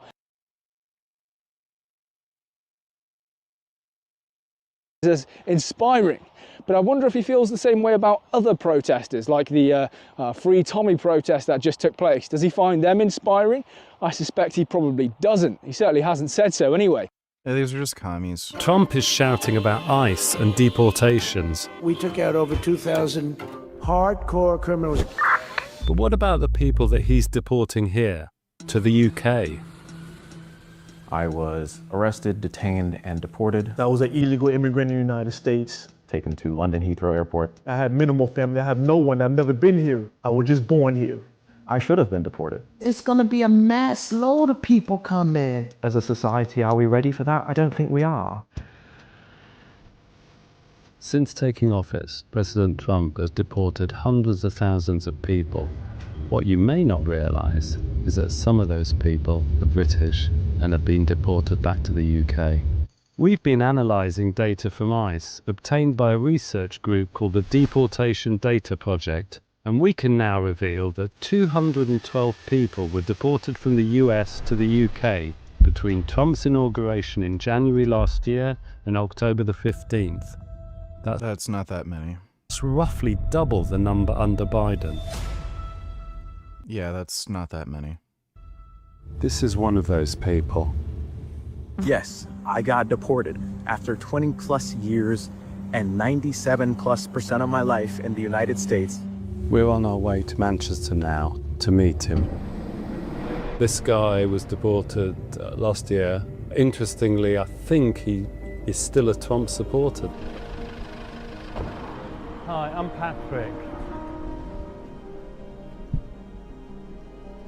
In the summer or early autumn of last year, I was arrested, detained, and deported by Immigrations and Customs Enforcement in Chicago. I was actually on the way to the airport heading to a friend's wedding. I'd just gotten in an Uber on the way to the airport from my apartment. They had a specific warrant for me. I wasn't picked up in a raid. They came looking for me. They knew my work schedule. They'd been monitoring me. This one I took as I was in ICE custody. And then those are actually these pants right here. From there, I was taken to a county jail where I was detained in a cell with maybe 40 other detainees. I was there for 3 weeks. Then I was loaded onto an American Airlines flight and taken to London Heathrow Airport, at which point I was released. Ted, who's asked us to change his name, is a British national, but his parents took him to live in the US as a child without proper documentation. So my first removal order was when I was 12 years old, 2013. He believes that a drunk driving conviction in 2022 put him higher on ICE's list. So this is the warrant for your deportation. Yes. Despite his deportation, he does still support Trump's immigration policies. Unlawful presence after learning that I was unlawfully present, right? I'm not making excuses. I should have been deported. There is an illegal immigration crisis in America, and any president who wants a lawfully ordered nation has the right and the duty and the obligation to enforce deportation. And yet with what just happened in Minnesota, you saw these leftist agitators that were impeding law enforcement. They were obstructing the enforcement of the law in attempts to detain and deport illegal immigrants, especially criminal illegal immigrants. And what Trump did is he pulled the Department of Homeland Security out of Minnesota. I think, if anything, if You think it'd be a good idea to give teachers guns to reduce school shootings? Yeah. he were being consistent with his policies, he should have brought in the National Guard and doubled down. I was curious to understand Ted's frame of mind in the video he recorded when he first arrived in the UK. You see that outside of London, all of England is a third world country. And his apparent dislike of his new home. A dump. I guess I stand by what I said in that video. I think I could have said it much more charitably in a less insulting or offensive manner. But those were my honest reactions when I got here. The demographics of England are a lot different than I was expecting. Just the concentration of ethnic minorities. As soon as I stepped off the train, as soon as I walked into the station, it appeared that the minorities were majority and the ethnic English were in the minority, at least in the train station. That was my first observation. How do you sort of square or reconcile the fact that you are the product of migration, your parents not from England, with your views about England should be for English people? I would make a distinction between the individual immigrant and immigration policy as a whole. I think it's not only counterproductive, but it's really just inconsiderate, rude to go to any... I don't know what kind of stupid question that is. These people aren't entirely against immigration, it's just mass immigration. Any individual immigrant and say, you don't belong here, versus the policy which allows... Oluwa, who also goes by Joe, is one of those people. Like Ted, he was born in England, but was brought to the US as a child. His family stayed there illegally. He was deported last year after serving 19 years in prison. I was incarcerated for a violent crime. I was young. That had to have been serious. 19 years? I don't make excuses for back then, but you know, I lived the wrong lifestyle. I was an addict. I would smoke weed. I used drugs. I was very inhuman. When I was incarcerated, ICE came to see me, said, we're going to deport you. We'll investigate who you are, because I was an illegal immigrant in the United States. I don't have no family in the UK. I have minimal family. I have no one. I've never been here. I was just born here. Joe says that the lack of support for deportees like himself puts him and others in danger. I just did 19 years in prison, no family, no money. I had 20, 30 pounds. Like, dude, this is the liberal brain rot horseshit. Oh, we should feel bad for criminals. Like this guy was in prison for 19 years. He had to have done something really fucking serious. And this guy admits he was acting like an inhuman whack job. And then, oh, well, he should stay in the United States, even though he's there illegally. Oh, poor guy. Let's let in all the illegal immigrants. They all have a sad sob story.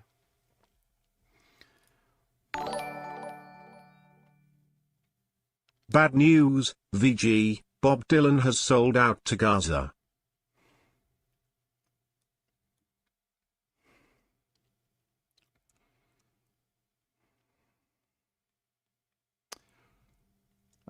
That's somebody's garage. So that link he gave me doesn't work, but that is a very nice BMW GS. Thanks for the donation though, Dodo. I've been violent my whole life. What do you expect someone to do when their back is against the wall and they're starving and they're suffering and their mental health is not together and they're sleeping in the cold outside? To someone who's vulnerable, who's susceptible. Okay, this guy has no remorse for anything he did. Like, this guy's just a manipulative criminal. One of them physically, spiritually pick them up. This is fucking stupid.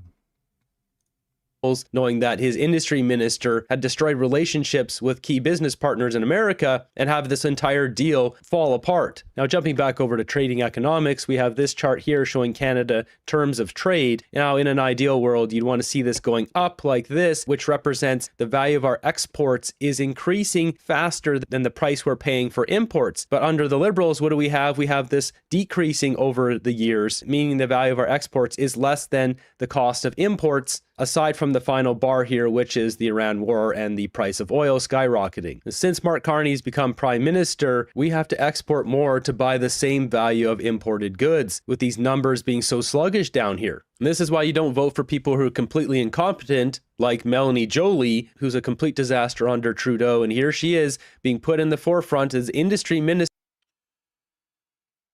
Canada. That's what we do.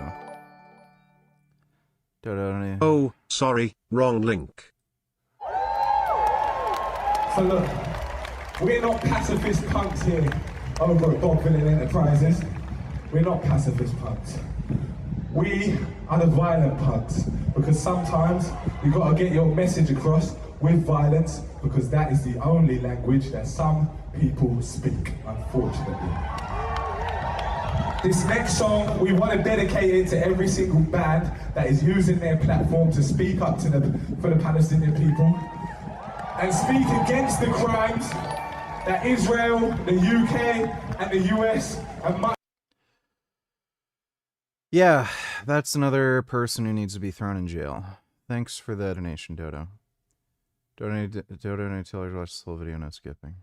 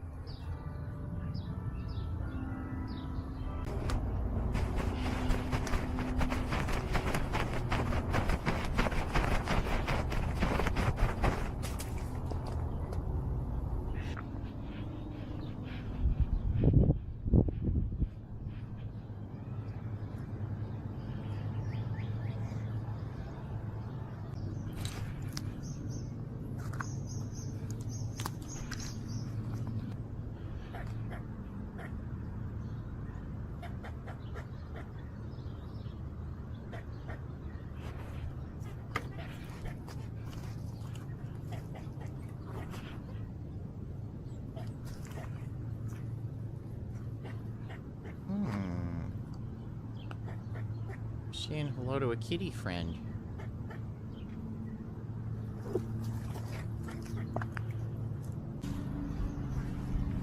Oh.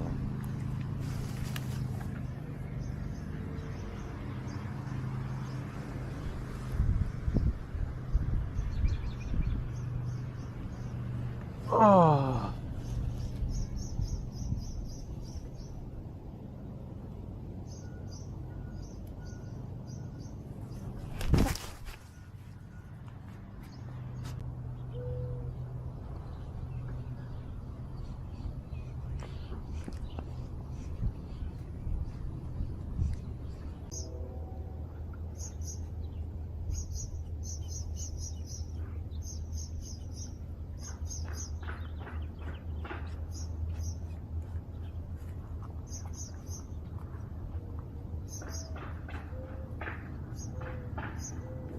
Wow. So majestic.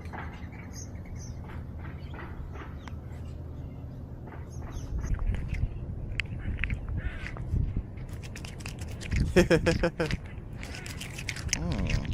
eating those sunflower seeds. Those are some good crunchy sunflower seeds. Yeah, those are good. That's really good.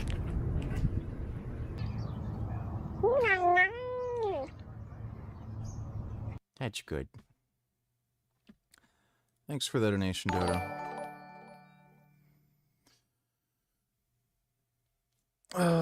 Can we watch Piers Morgan now? No. That would be a waste of time and it'd frustrate me too much. Thanks for the donation, though, Dodo.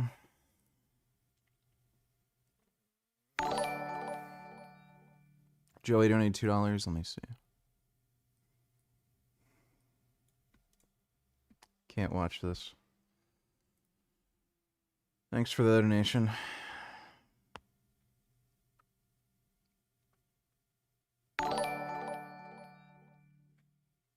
They're exploring spring. And they still have their winter fluffies. Yeah.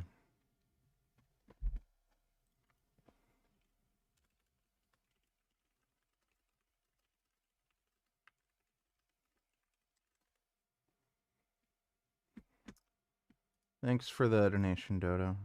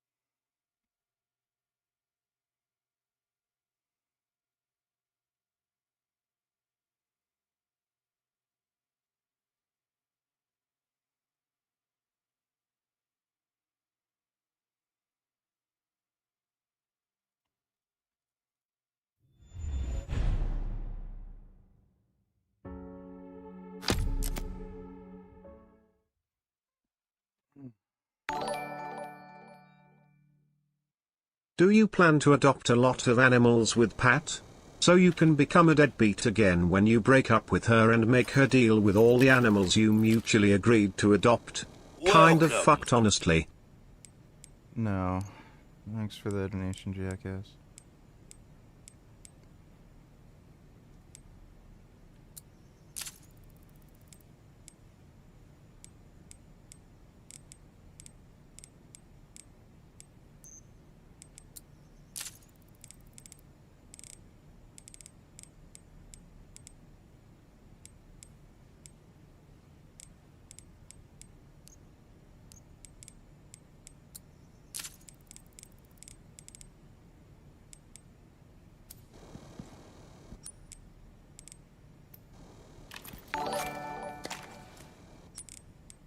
Shidian and Alex Rosen were able to get a Luxmaxxy Think to admit to jerking to CP.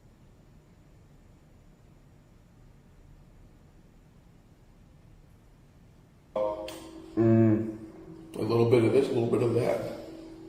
I guess. Okay.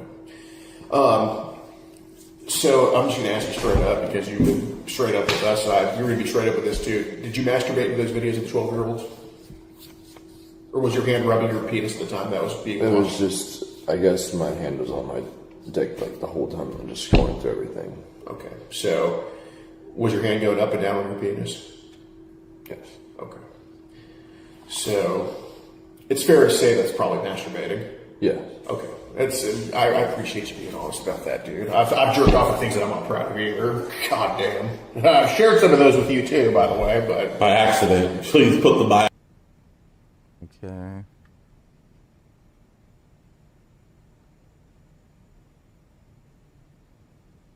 Mm-hmm. That's good.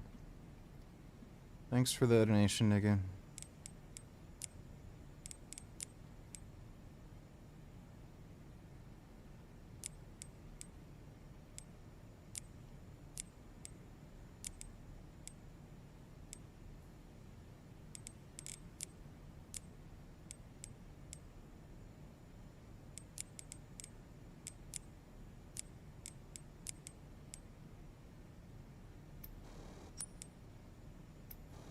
Wait, did Welcome.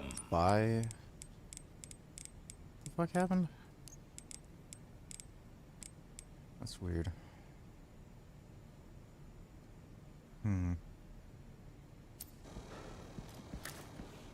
I got the mods to work, so we got the Mac drive. Got a different clock monitor now, which I think is a better model. We got the Benelli M4 now for the shotgun, and MP5 for the Strive Evo.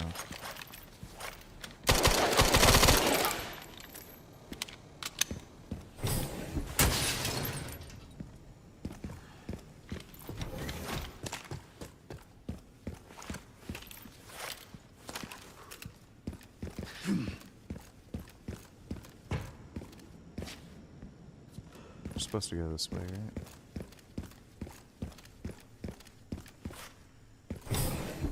I don't know if I want to play Stalker 2. Haven't heard great things about it.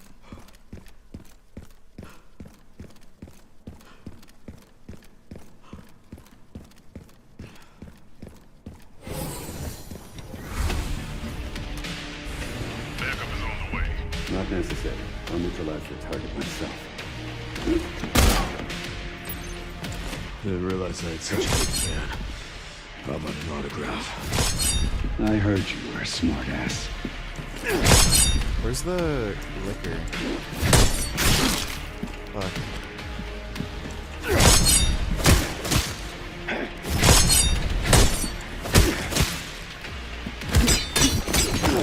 Wait, is the mod not working now? Not bad for someone at this store. Worry about me. I'll see. Oh no, it's there.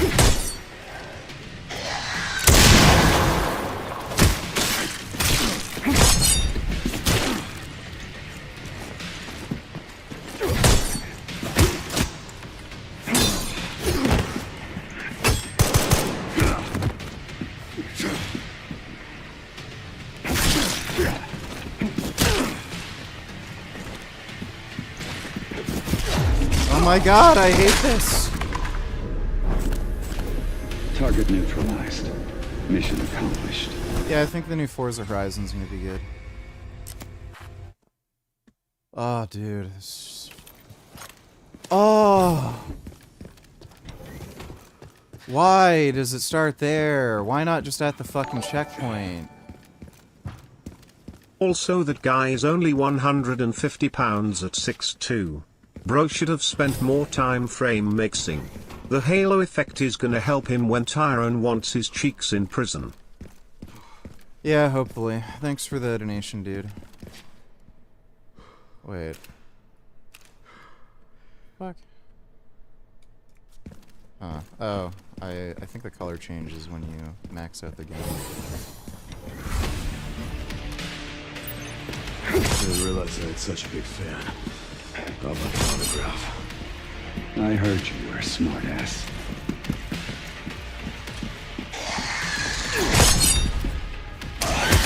Fuck.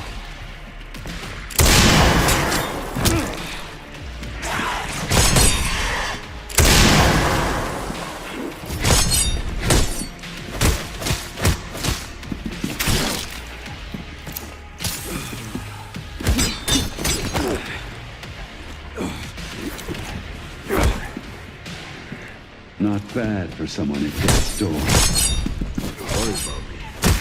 Sweet. Oh shit.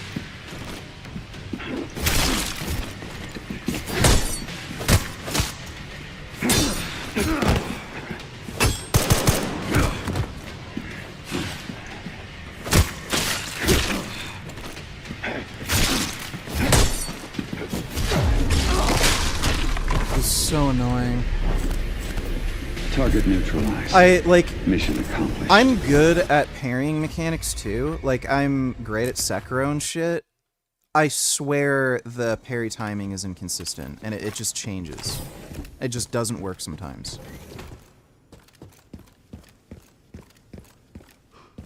Stupid. I'm trying to fucking beat the game on this difficulty. Why the fuck are you asking me to change the difficulty, dumbass?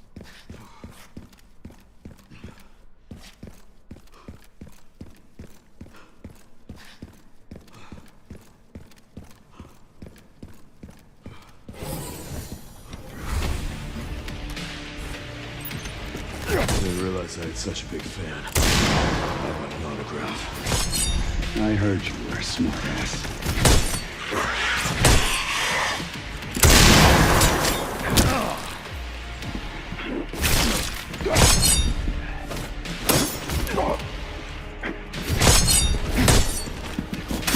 Fuck.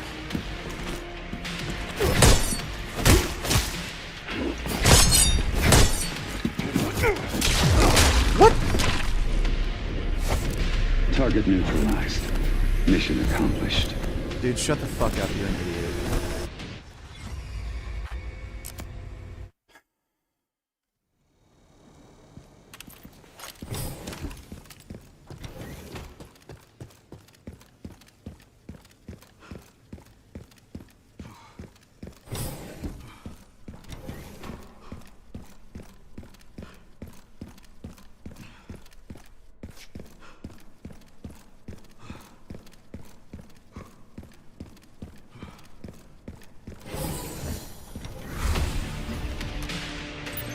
I didn't realize I had such a big fan.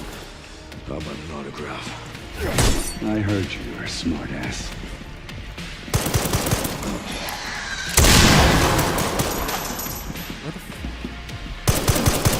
Fuck off!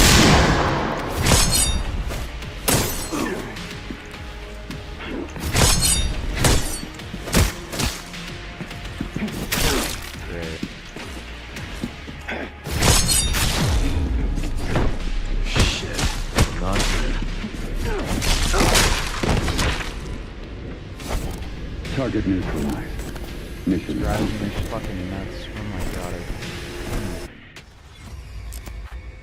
What is your fucking problem, dude? Holy shit. Hey, do I have to walk all the way back, too? Fucking asshole.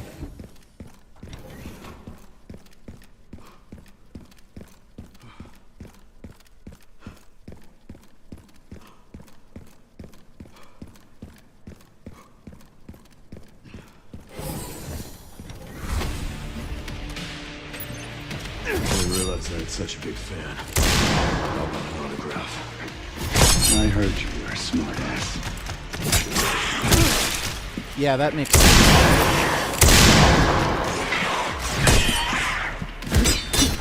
Oh my god, the fucking clicker. Or liquor, I mean. Not bad for someone at death's door. Sorry about me. You gotta be fucking shitting me. Not Just... Oh. Can you each...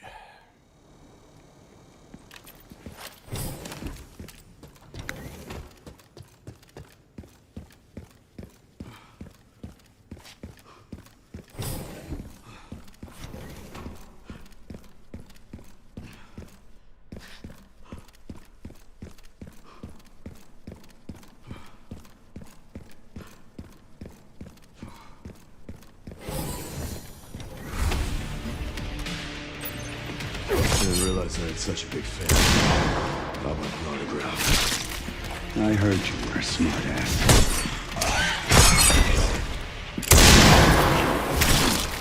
It doesn't work.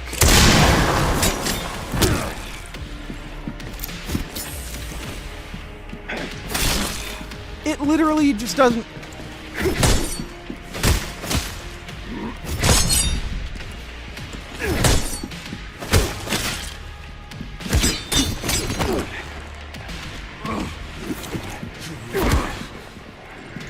Not bad for someone at death's door. Worry about me. How sweet.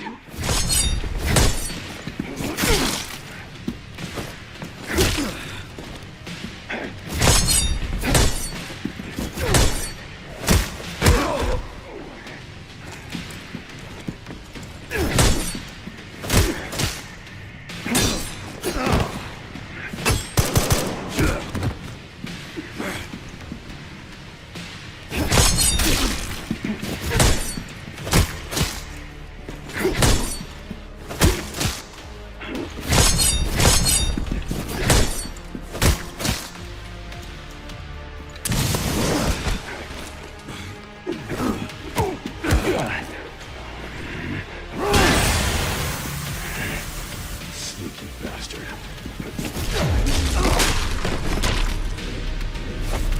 Target neutralized. Mission accomplished.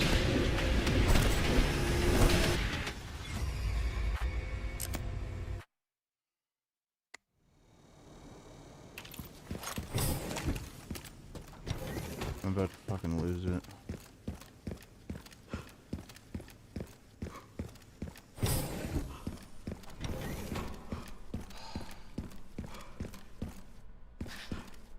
Fucking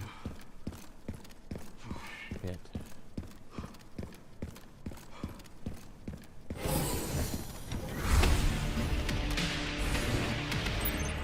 I didn't realize I had such a big... How about an autograph? I heard you were a smartass.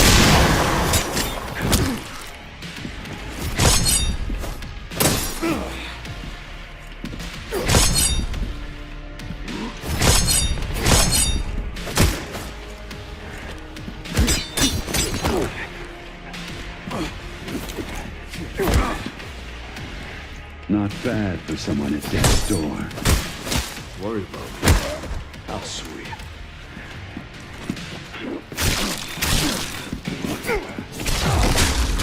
It literally doesn't work. There's no chance. I did not mistime that. It just decides when it works and doesn't. Fuck this.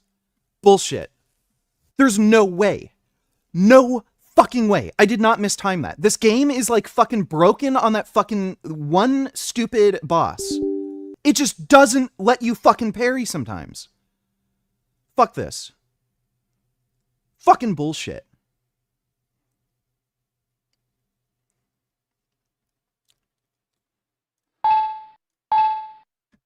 Fuck right off. Fucking horseshit.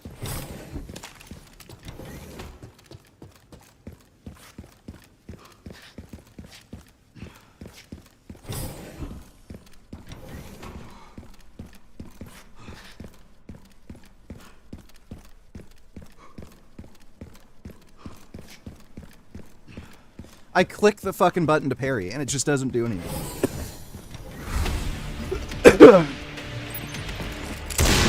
Such a big fan. How about an autograph? I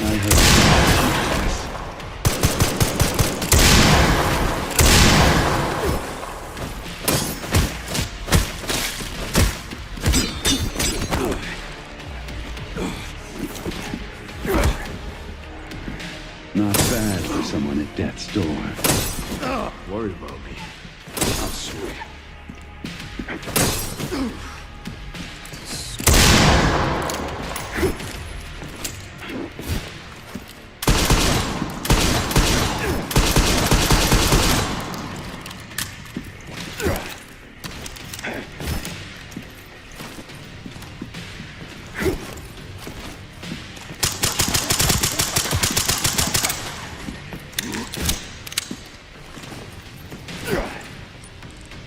It reset my whole... Yeah, of course.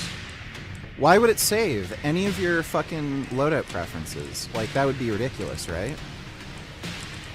So fucking stupid.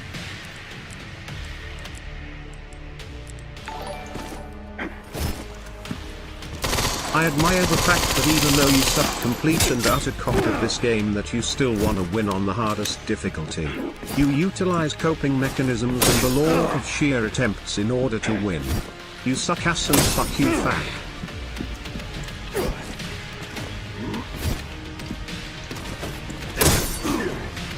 Oh wow, really?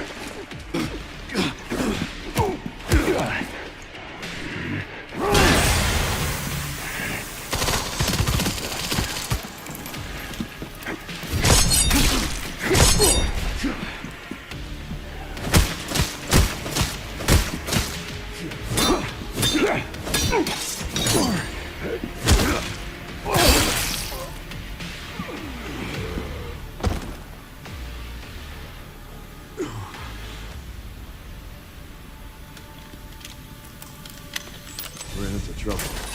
This guy was one tough bastard. Coming from you, that's quite the compliment.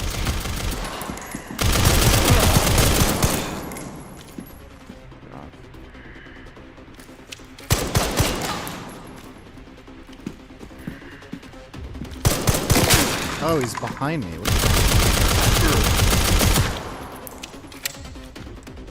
Fucking stupid.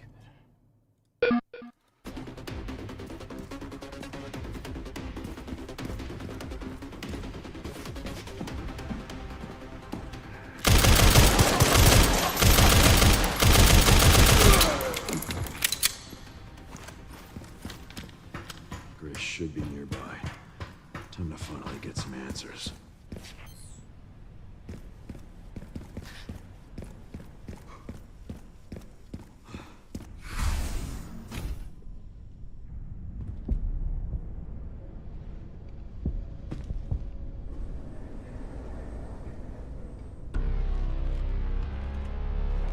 Grace, this is where we are. The world is under threat. The technology to control another's will already exists, but it's not efficient at infecting others. I believe Spencer solved that with Elpis. The connection sealed Raccoon City to save it for themselves, and it's been waiting here ever since.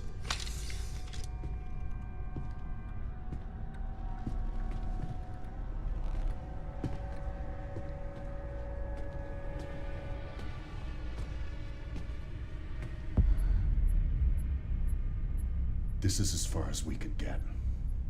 If the wrong password is entered, the Ark will be destroyed and Elpis will be lost forever. So tell me, Grace, what's the password? I don't know. Of course you do. You're the... Leon! Don't embarrass yourself, Mr. Kennedy. You can't beat me.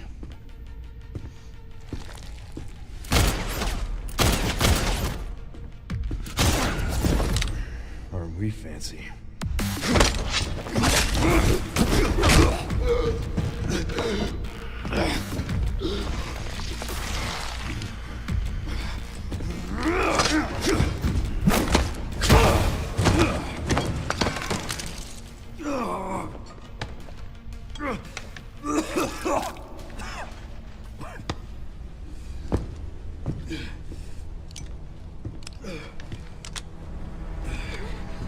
Don't move! Oh, wait! You still need me, right? That's funny. Come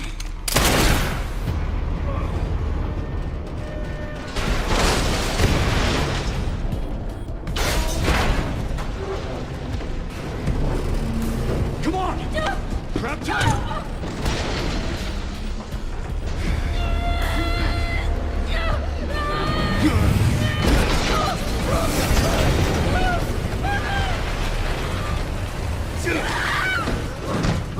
I got you.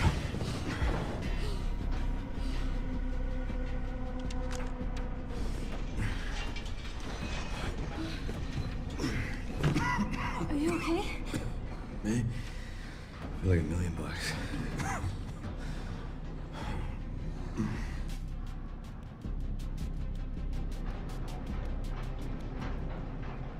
Where does this take us? Your guess is as good as mine.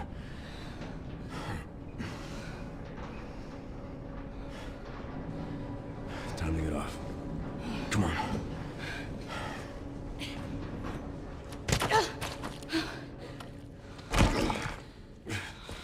What now?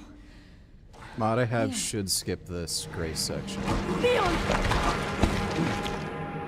Ew, he's in gross sludge.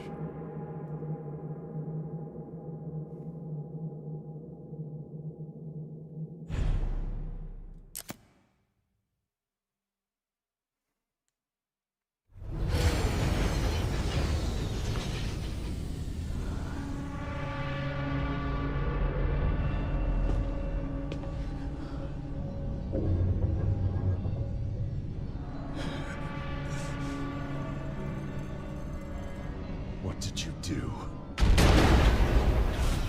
What I had to.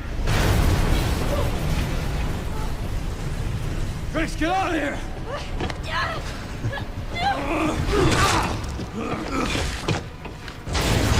Go! Right behind you! Leon! What are you doing? Come on! The chapter skip defaults to the short ending? What the fuck?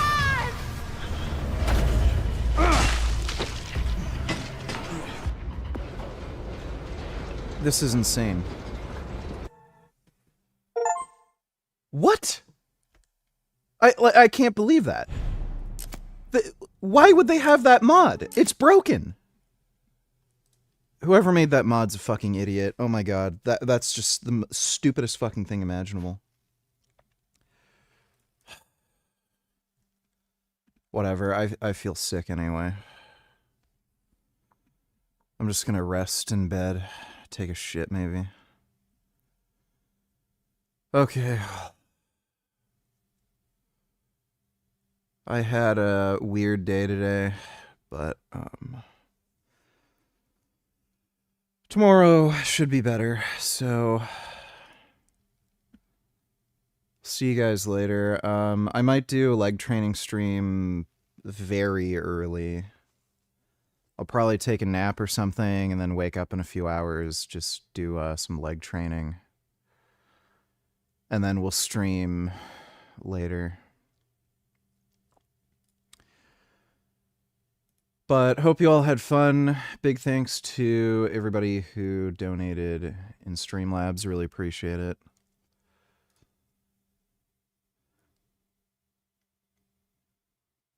So we'll see you all tomorrow. Thanks again. Not even tomorrow, just like in a few hours probably. Well, thanks again, everybody. Oh.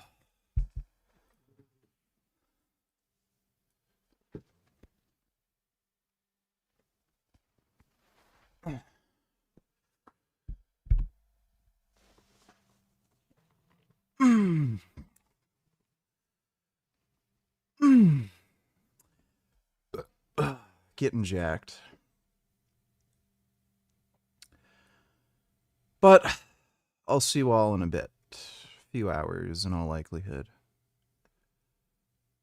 So, nighty-night-ish, I guess. But see you later.